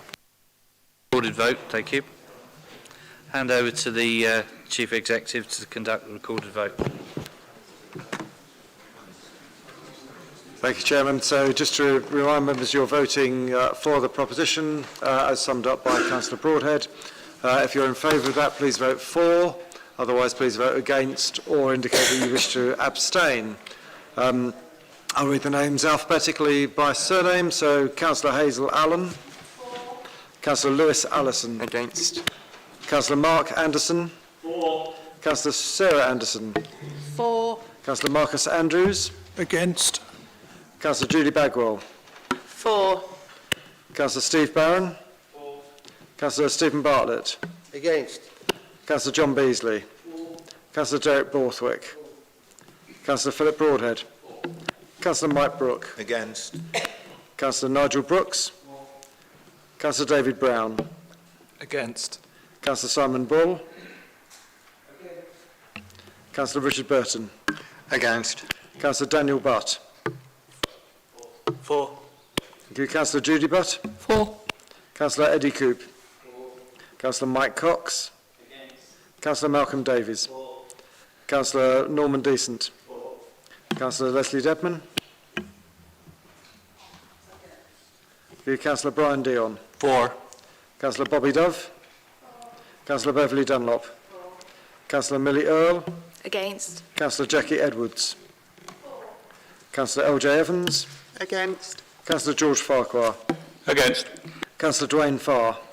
For. Councillor Lawrence Fear. For. Councillor Anne Filer. Councillor David Flagg. Councillor Sean Gabriel. Councillor Nick Geary. Oh, good grief. Sorry, Councillors, can I apologise? We would sincerely apologise to for that, members, members, please. through the list. Do Please we have an accept updated our... list? I do apologise for that. We have a administrative error where we've left the name on and haven't, but we have put the new councillor on, so I do apologise for that, councillors. I add my apologies to that. Okay. Councillor Mike Green. For. Councillor Nicola Green. Councillor Andy Hadley. Against. Councillor May Haynes. For. Councillor Peter Hall. Councillor Paul Hilliard. So abstain. Councillor Mark Howell. Against. Councillor Mohan Iyengar. Councillor Toby Johnson. For. Councillor Andy Jones. Councillor Jane Kelly. For. Councillor David Kelsey. Councillor Bob Lawton. For. Councillor Marion Lepedevin.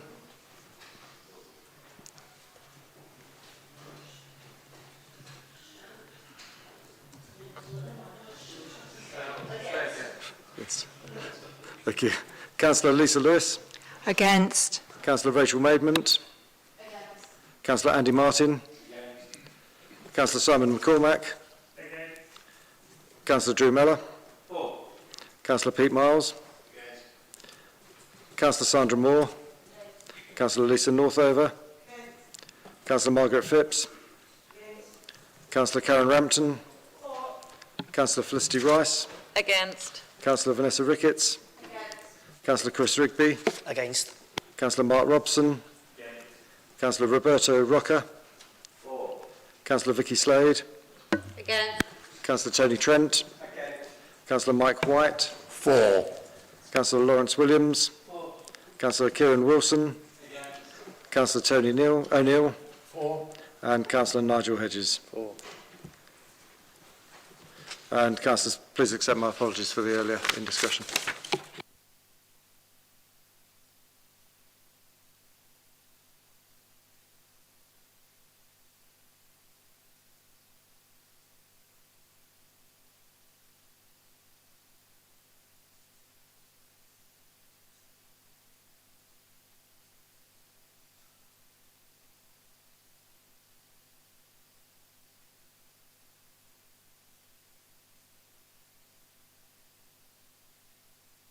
Thank you so much. Item 7E, Cabinet, 7th September 2022, minute number 45, Bus Service Improvement Plan, BSIP implementation. Councillor Mike Green, I understand that you will move the recommendations, and then for Councillor Sean Gabriel to second the move. Councillor Mike Green. Thank you, Mr. Chairman, and I genuinely hope that this one will not be controversial. Last year, in line with the request from government, we made arrangements to form an enhanced partnership and, together with our partners, the bus operators, we developed a BCP which was submitted to the Department for Transport. That improvement plan reflects in our view that bus travel needs to form a major plank in our proposals to tackle the existing and worsening problems of congestion within BCP, and I'm delighted to say that government agreed. They were impressed and indicated that we were to be awarded £8.9 million to progress measures within the plan. Changes at Westminster mean that funding for proposals like BCP are under review, but recent discussions with DfT suggest we should be very hopeful that confirmation will come shortly after the Chancellor's autumn statement next week. Earlier this year, with Cabinet and Council delegation, we formed the enhanced partnership with the bus operators and collectively produced an enhanced partnership plan and scheme which detailed the measures we are planning to take forward to improve the frequency, reliability, speed and affordability of bus travel. The factors which have been shown to be most influential in affecting passenger numbers. Those proposals are now with DfT to receive their blessing, and depending on their response, there may be tweaks we need to make, but all indications are that any will be very minor. I can also confirm that the unfortunate failure of yellow buses should not materially affect the plan or scheme at all.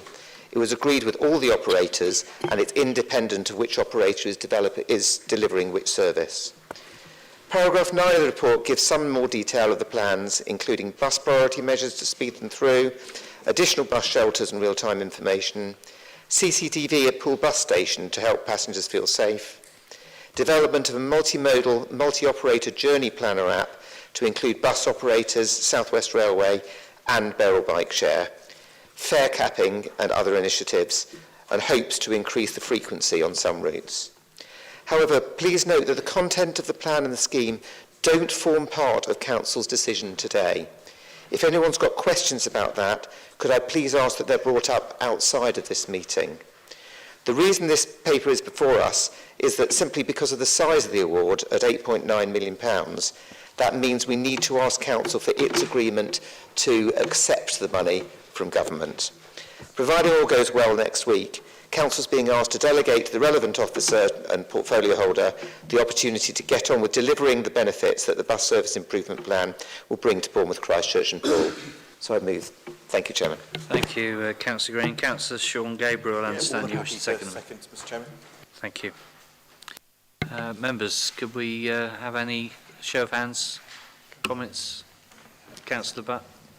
Thank you. Sorry, I hope you don't mind asking a question. This is a huge amount of money, and I'm very pleased to see it coming forward. But it being such a large amount of money, and with the requirement to engage with all things at the beginning, the middle and the end, obviously the public will be mindful as to how this is going to be utilised. And I'd like to know, if you can answer, if you can tell us all, what is the mechanism by which councillors can know how effectively the money is being deployed? And what will that intrinsic benefit be for residents? It's a huge amount of money, and a lot of it can get lost in the ether very quickly. I think that's always the fear, isn't it? You know, where is it? How do we account for it? And I wondered whether this might be something that we could bring forward to our place overview and scrutiny at a suitable date so that we can keep an eye on it. Thank you. Thank you, Councillor Butt. Councillor Hadley, I think you were indicated next, please. Thank you, and I will be brief. Thank you. I very much welcome the grant, but there are a few things that concern me, and ever so briefly, making sure that the 6 priority routes are new routes and not just recounting the 3 towns travel and the sustainable travel corridors and transforming cities.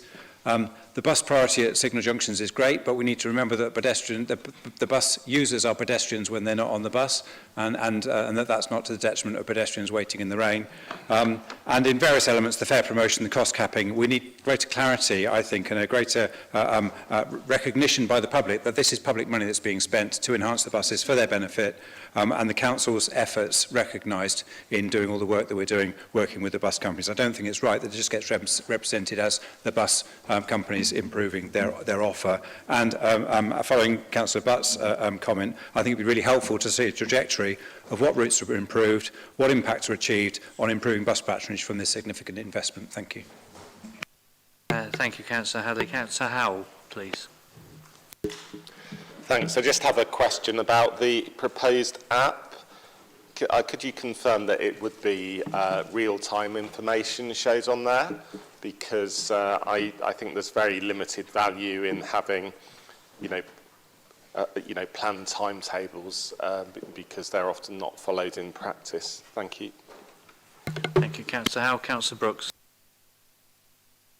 Thank you, Chair. As my fellow ward councillor from Highcliffe and Watford has already spoken to More Bus, because one of the routes which Yellow Bus operated in our ward seems to have disappeared, which residents are concerned about because it connected to supermarkets and to a retail park which they regularly use. I do hope the portfolio holder will bring this to More Bus's attention. Thank you.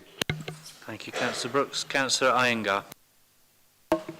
Yeah, thank you. I'd just like to amplify what my colleague, Councillor Butt, was saying. I'm going to be supportive of this because of the broad, what it means for our residents. But clauses like number B in the recommendation kind of worry me, I've got to say. So I think there's something there. I'm not proposing any change in it at all, but just to amplify what my colleague has said, there's got to be something in here which needn't be an amendment today, which is not just about delegating to the service director or the director in consultation with the PFH. We need something more than that for something as important and as big as this monetarily and for public service. So something which I'll leave to the PFH through scrutiny, for instance, something substantial where we can keep sight of this. Please, thank you. Thank you, Councillor Iyengar. Any others before I ask the proposer to sum up? Could I ask Councillor Mike Green to sum up, please? Thank you very much, Chairman, and thank you very much, colleagues, for your support on this.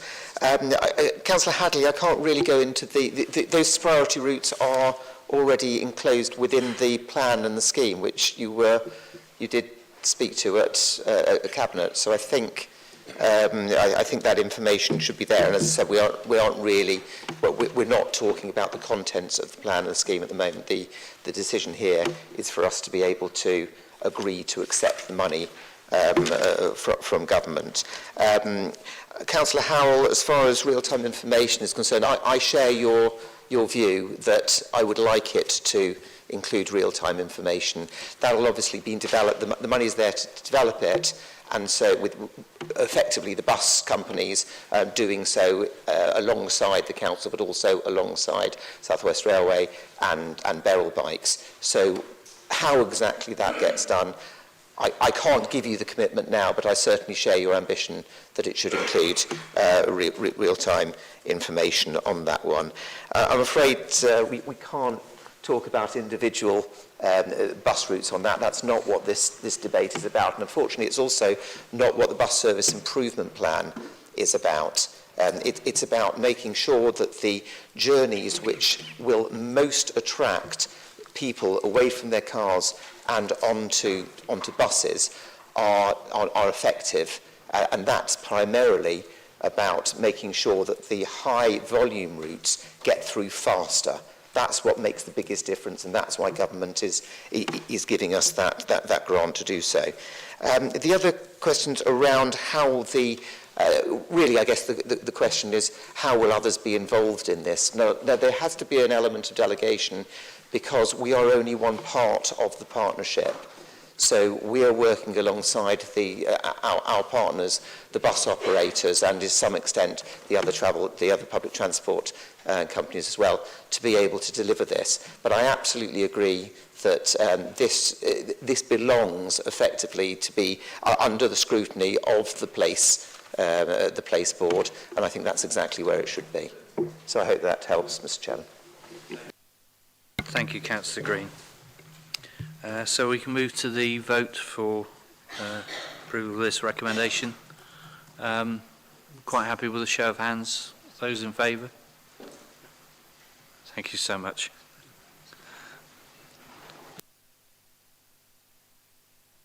Any against? Abstained?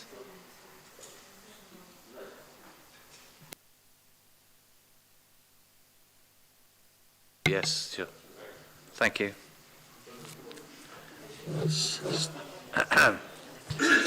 Thank you. That now takes us on to item 7I.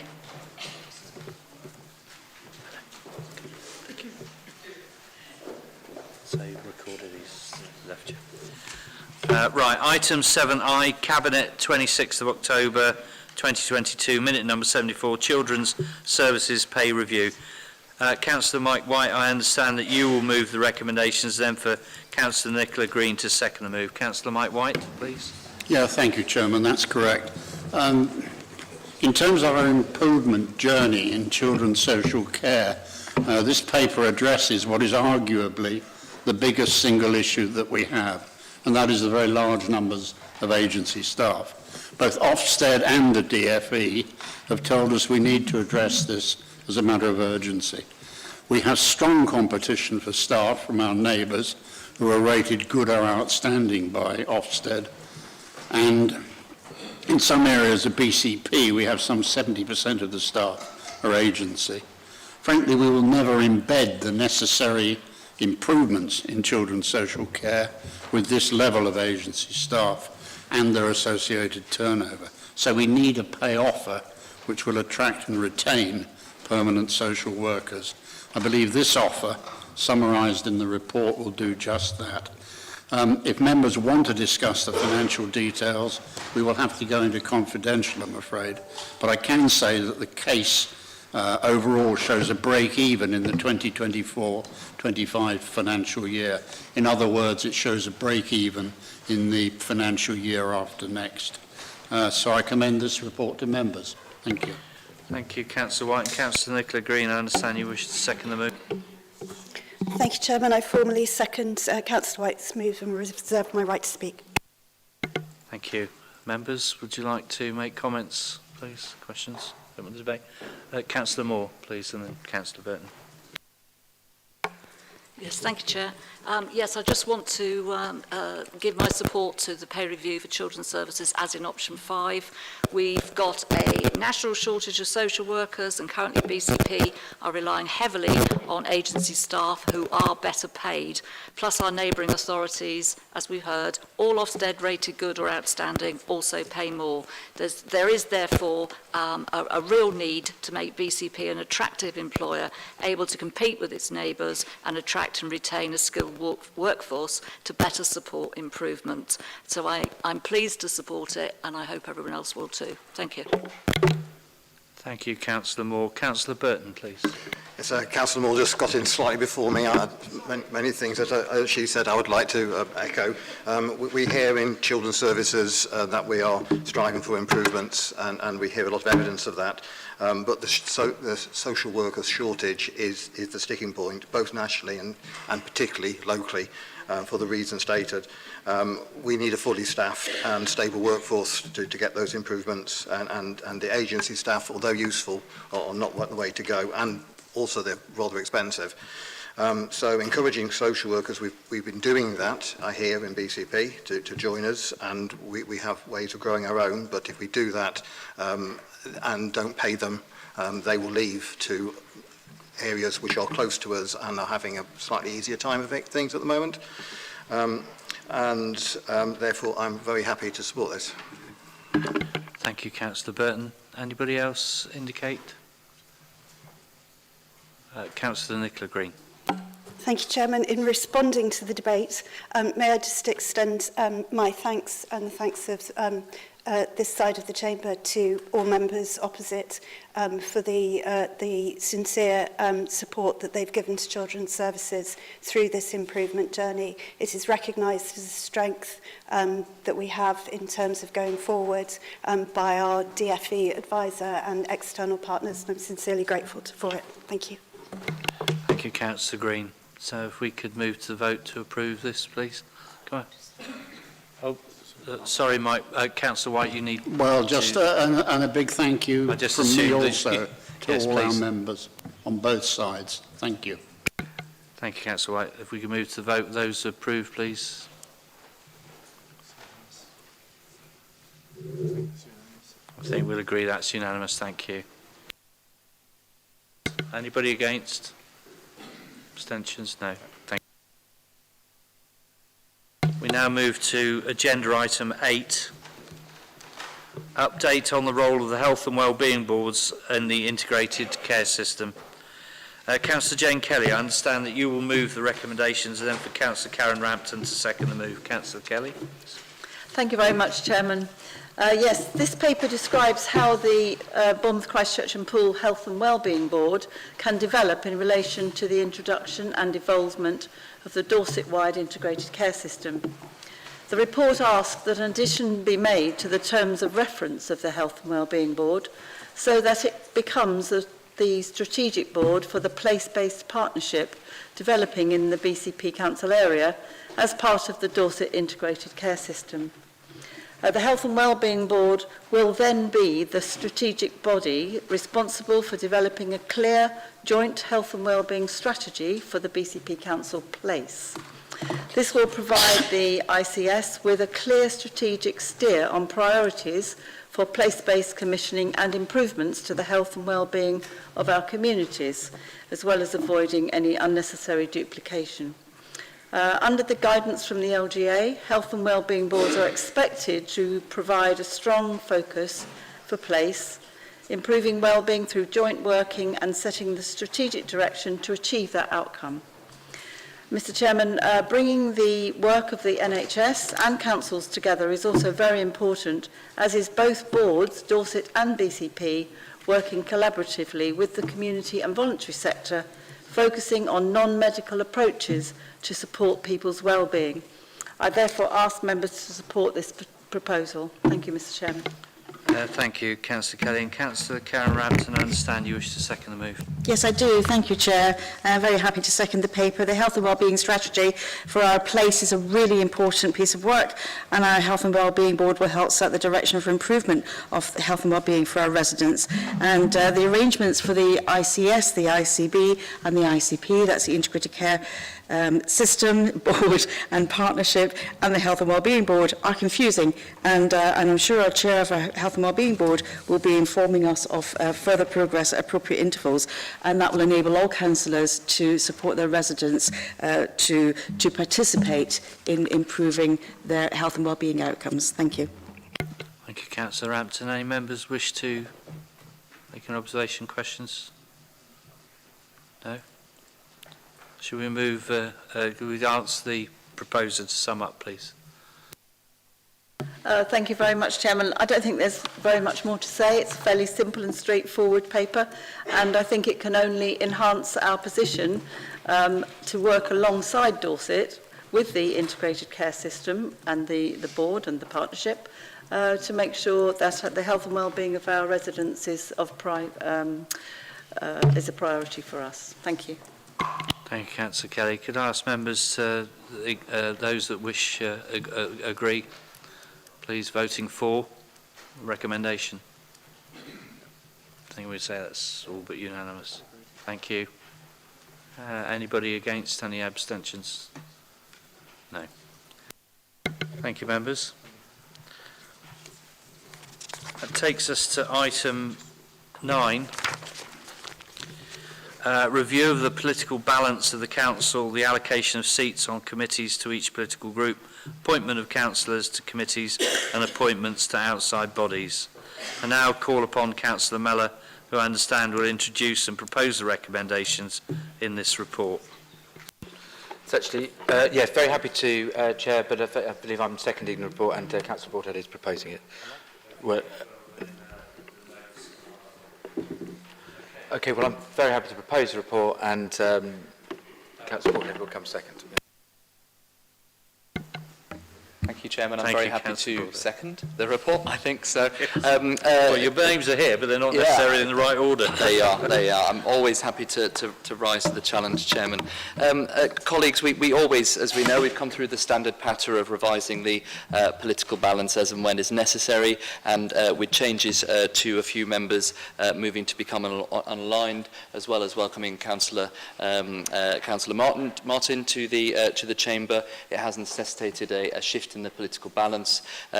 Working with Democratic Services, we couldn't quite get the proposal in front of you to balance, except by slightly amending the number of seats on boards and committees. So although there are limited changes, I'll just walk through them and you know, hopefully that explains it. There's now one more space that will be on the licensing committee, and the changes that have been made that we suggest in this paper is for the Conservative group to move down to 5 positions on the Corporate and Community Overview and Scrutiny Panel, Health and Adult Scrutiny Panel, and the Place Overview and Scrutiny Panel, as well as move to 7 positions on the licensing. That balances the Conservative groups.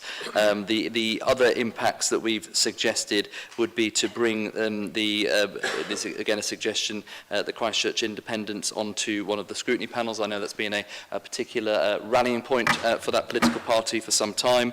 But what we also have to do as part of the political balance is, for those unaligned members, we actually have to name them within the actual paper itself, whereas all of the other political groups are at any time able to nominate members at their whim. And we did reach out to all of the unaligned members, and I believe they are content with the positions. So Councillor Bartlett will stay on both the Corporate and the Place Overview and Scrutiny committees. Councillor Jones, I believe, will go to, where are we? Standards. And Councillor Butler and Edwards will, I think, remain on the Health and Adult Social Care committees as well. Chairman, that's a brief summary. There may be a few other changes as well, and I know we're not quite there, I believe, with being able to fully balance the outside bodies, but hopefully that does what we need to do, and I'll happily second at that point. Thank you. Okay, so is that both proposers and seconders covered now? Or would you like to? I hope so. And I do apologise to Councillor Broadhead. I've just checked the notes and I was supposed to propose that, but he had done the work on it, so apologies. Well, we got there. Thank you.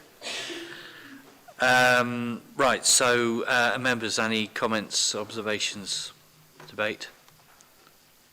No? Shall we move straight to the vote, please? For those in favour, the political balance, please.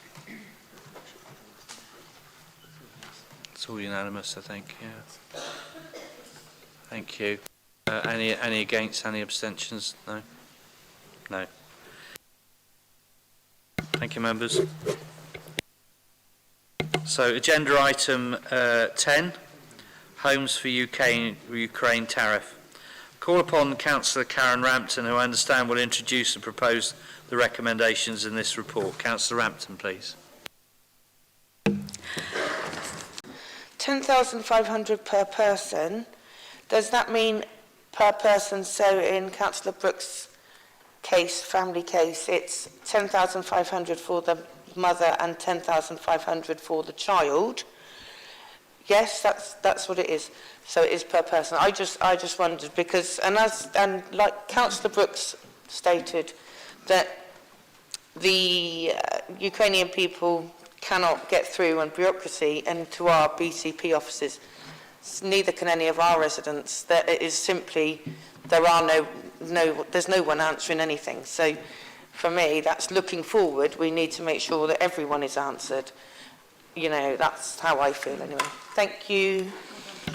Thank you, Councillor Bagwell. Any other contributions? Thank you. Did you indicate Councillor Cox at all? No? No. Okay, if we can... yeah, does the proposer want to sum up, please? Yes, thank you, Chair, and I'm grateful to members for some of their feedback. I have to say that not many complaints about office, staffing levels have come across my inbox, and I certainly don't recognise the expression that somebody used, which was that families or host families are being emotionally blackmailed to hold on to their families. Incentivising is a great deal different from emotionally blackmailing people. You will note the name on the report, which is Rachel Stewart, and she is our new resettlement housing health and social care manager, and she's great, and she's picked up the reins with absolute vigour. So please, if there are instances that you've come across where you feel the system is letting people down, please go to Rachel, go to myself, and we'll make sure that that is looked into. But I think overall it's a good news story. It's very good that so many families have happily made their homes, and in answer to, well, I can't really answer Councillor Iyengar's question, because it's a 3-year programme. Obviously, some people want to go back as soon as they can. For others, they may well want to, make their lives in this country, and they're very welcome. So I believe that the staff who are supporting our hosts and our guests have done an amazing job. They had to work at pace and in some quite confusing circumstances in the beginning, and I think that it's all credit to them that I don't get that many complaints, but please feel free to forward anything that you have to me. Thank you. Thank you, Councillor Rampton. So we can move to the vote, please. For those in favour, recommendation, please show. Thank you. I think that's unanimous again. Anybody against? Abstain? No. Thank you, members. That's carried.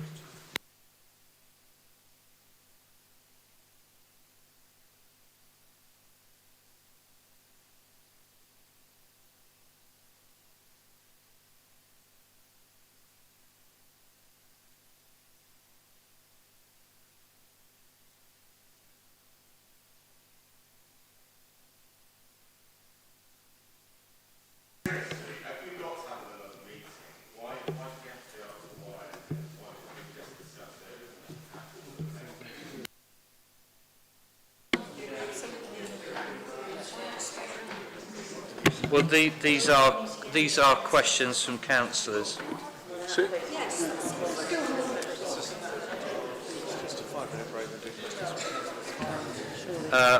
Councillor Farquhar, you have an break silence for Councillor Farquhar, please. Secretary Chair, I think there was some confusion. I believe that you were announcing a comfort break as opposed to the meeting coming to a close. Am I correct? Oh, yes, just a 5-minute break and then questions to councillors, yes. Chairman, apologies, this is not a procedure point, but if we do have limited time and we've got still items to vote on the agenda, would it not be better to take the items that require a vote rather than questions from councillors? Well, there's questions and then there's the review of the council's Because we've still got to vote on harmonising SIL community and a number of other points which are... No, they're not on the agenda tonight. So the suggestion is... Councillor Hayes. So we haven't been given a revised agenda in terms of what's been moved and what hasn't. So.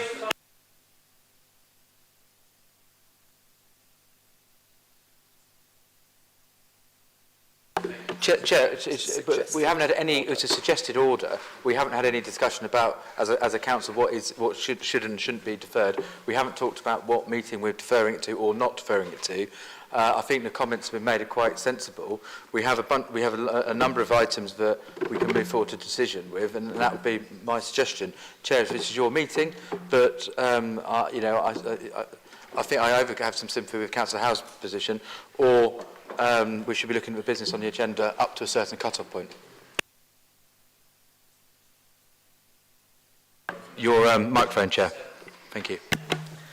The questions from councillors were on the piece of paper that Sarah Colwick gave you, which is what I'm working from, which resulted from the 2-hour meetings of all the group leaders earlier today, which was shared with me at 4:45.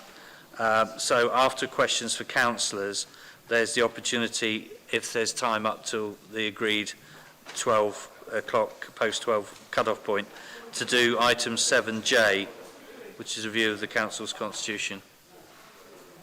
Mr Chairman, could we just have some clarity, please? Could you tell us exactly what it is you would like us to do? Thank you. Well, I'm working from the list of prioritised and time-crucial items that was resultant, in my understanding, from a 2-hour meeting with all the group leaders today. So, Councillor Slade. Thank you, Chair. Just for clarity, we did have a long meeting this afternoon. Councillor Mellor was there for very briefly and had to leave. And so he wasn't present when we actually discussed as a group of leaders and didn't have a substitute in the meeting as to what the priority items should be. However, I do accept that we haven't discussed or told the public what's going to happen with the items that were not, bear with me, that were not 7C, D, E, I, 8, 9, 10 and 12, which you did confirm when we convened after the public petition. So we were aware that these were the only items we were taking tonight. What I don't think you have done, Chair, is to tell us or the public what the plan is with regard to dealing with the other items, and I think that might be really useful. Thank you very much. Thank you, Councillor Slade. Everybody's understanding was these were the items that were time critical that we needed to cover, that the Democratic Services team had timed to run for 5 hours, slightly over 5 hours. The ones that fell into the second half were intended for the next meeting, which will be called especially, but the date to be determined, but as soon as feasibly possible. So the ones that we've done tonight were the ones that were either regarded as time critical and other aspects of it, and then questions to councillors, which was deemed to be, because we've got 2 months of questions from councillors, and the understanding was that would actually timingly take us up to about midnight, slightly beyond, which would give us the opportunity to touch on 7J, the review of the council's constitution, whereas all the other issues that are on the sheet, Councillor Broadhead. Thank you, Chairman. So just for those members of the public that are still watching, to be clear, what we're saying is we'd rather prioritise a question and answer session rather than taking votes on the formal council business ahead of us. If that's the case, Chairman, I'd agree with Councillor Howell's suggestion that if we've got a whole other meeting that we're going to have to do, it is already 11:15 that we adjourn the meeting. If that's a proposal, I'd so second it. Thank you, Councillor.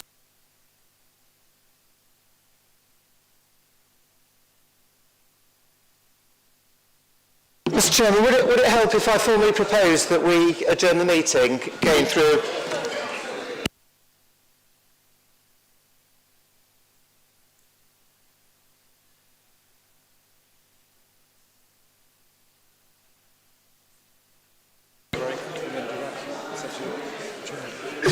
Yes.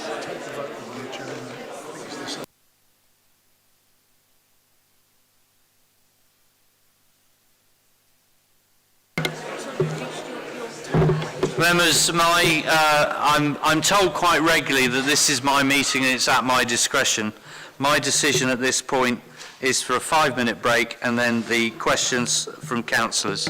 In which case, Chairman, Mr. Chairman, apologies. I'd like to formally make a move to adjourn the meeting and have a vote on that. If I could seek a seconder. Yeah, sure. Okay. Yeah. Okay, seconder for that. Councillor Howe. For those in favour who'd like to adjourn the meeting at this point, I think you'll find that's carried.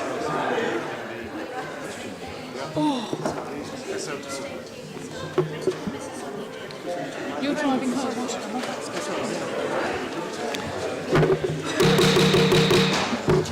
Members, before I declare this meeting is officially adjourned on your vote and instructions, all the items left to be covered will be at a meeting of the date yet to be determined. this meeting, just to be precise. And it will exactly be your standing members. Can I help Can you sit down, George? I can't see the Mr. Chairman. Chair, I'm rising to a point of order. There's a big wall. You asked for a vote. You asked for a vote. Chair, you asked for a vote. There seems to be a great stream for people saying, oh, well, that's carried, that you didn't give the opportunity for those that wish to vote against and have their vote recorded.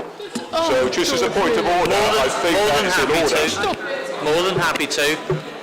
For those who voted to adjourn at this point, please raise your hands again. You are being counted. Sorry, there's more hands have gone up. 2, 4, 5, 6, 22, 24, 26, 28, 30, 32, 34, 36, 38, 42, 44, 46, 48, about 51. That seems to be 51. Thank you. Those against? 2, 4, 5, 6, 9. That's 9. Any abstentions? 2, 3, 4, 5, 6. So I didn't count What am I for? I'll abstain, yes. He abstains as well. Members, please, I haven't actually called the meeting to a finish, so please resume your seats and please keep it down to a dull roar. Can we have the floor for Councillor Farquhar? He has another point to make, please. Thank you, Chair. As per my constitutional right, I would like to have my vote against adjourning recorded for the purposes of the minutes. Thank you. That was the next point I was going to cover with the Chief Executive. Yes, then you just have to confirm that we're adjourning. All the items will be carried forward at a date to be agreed. The Council is standing again. No, we're not. Members, please. The meeting has not been adjourned. I haven't adjourned the meeting, and there's a very important point, which I can't remember quite what it was. I hadn't even read it. Just to confirm that all the items will be carried forward to the adjourned meeting at a date to be confirmed. That's exactly what it was, and I'm glad you were paying attention. All the items not covered will be, for this adjournment, will be on the agenda of the next meeting. At this point, the date will be determined for that. Councillor Pellerin, yes. Could I just ask whether it will be only those items or whether any new items will be allowed? It will be only those items, unless it'll be perhaps a 6 o'clock meeting before the full council to cover those. To be confirmed. That will have to be confirmed because we'll have to do the timings and work out the date. But thank you for your interest. Say I declare this meeting adjourned. And at this point, I declare. Hello. At this point, I declare the meeting closed. Thank you.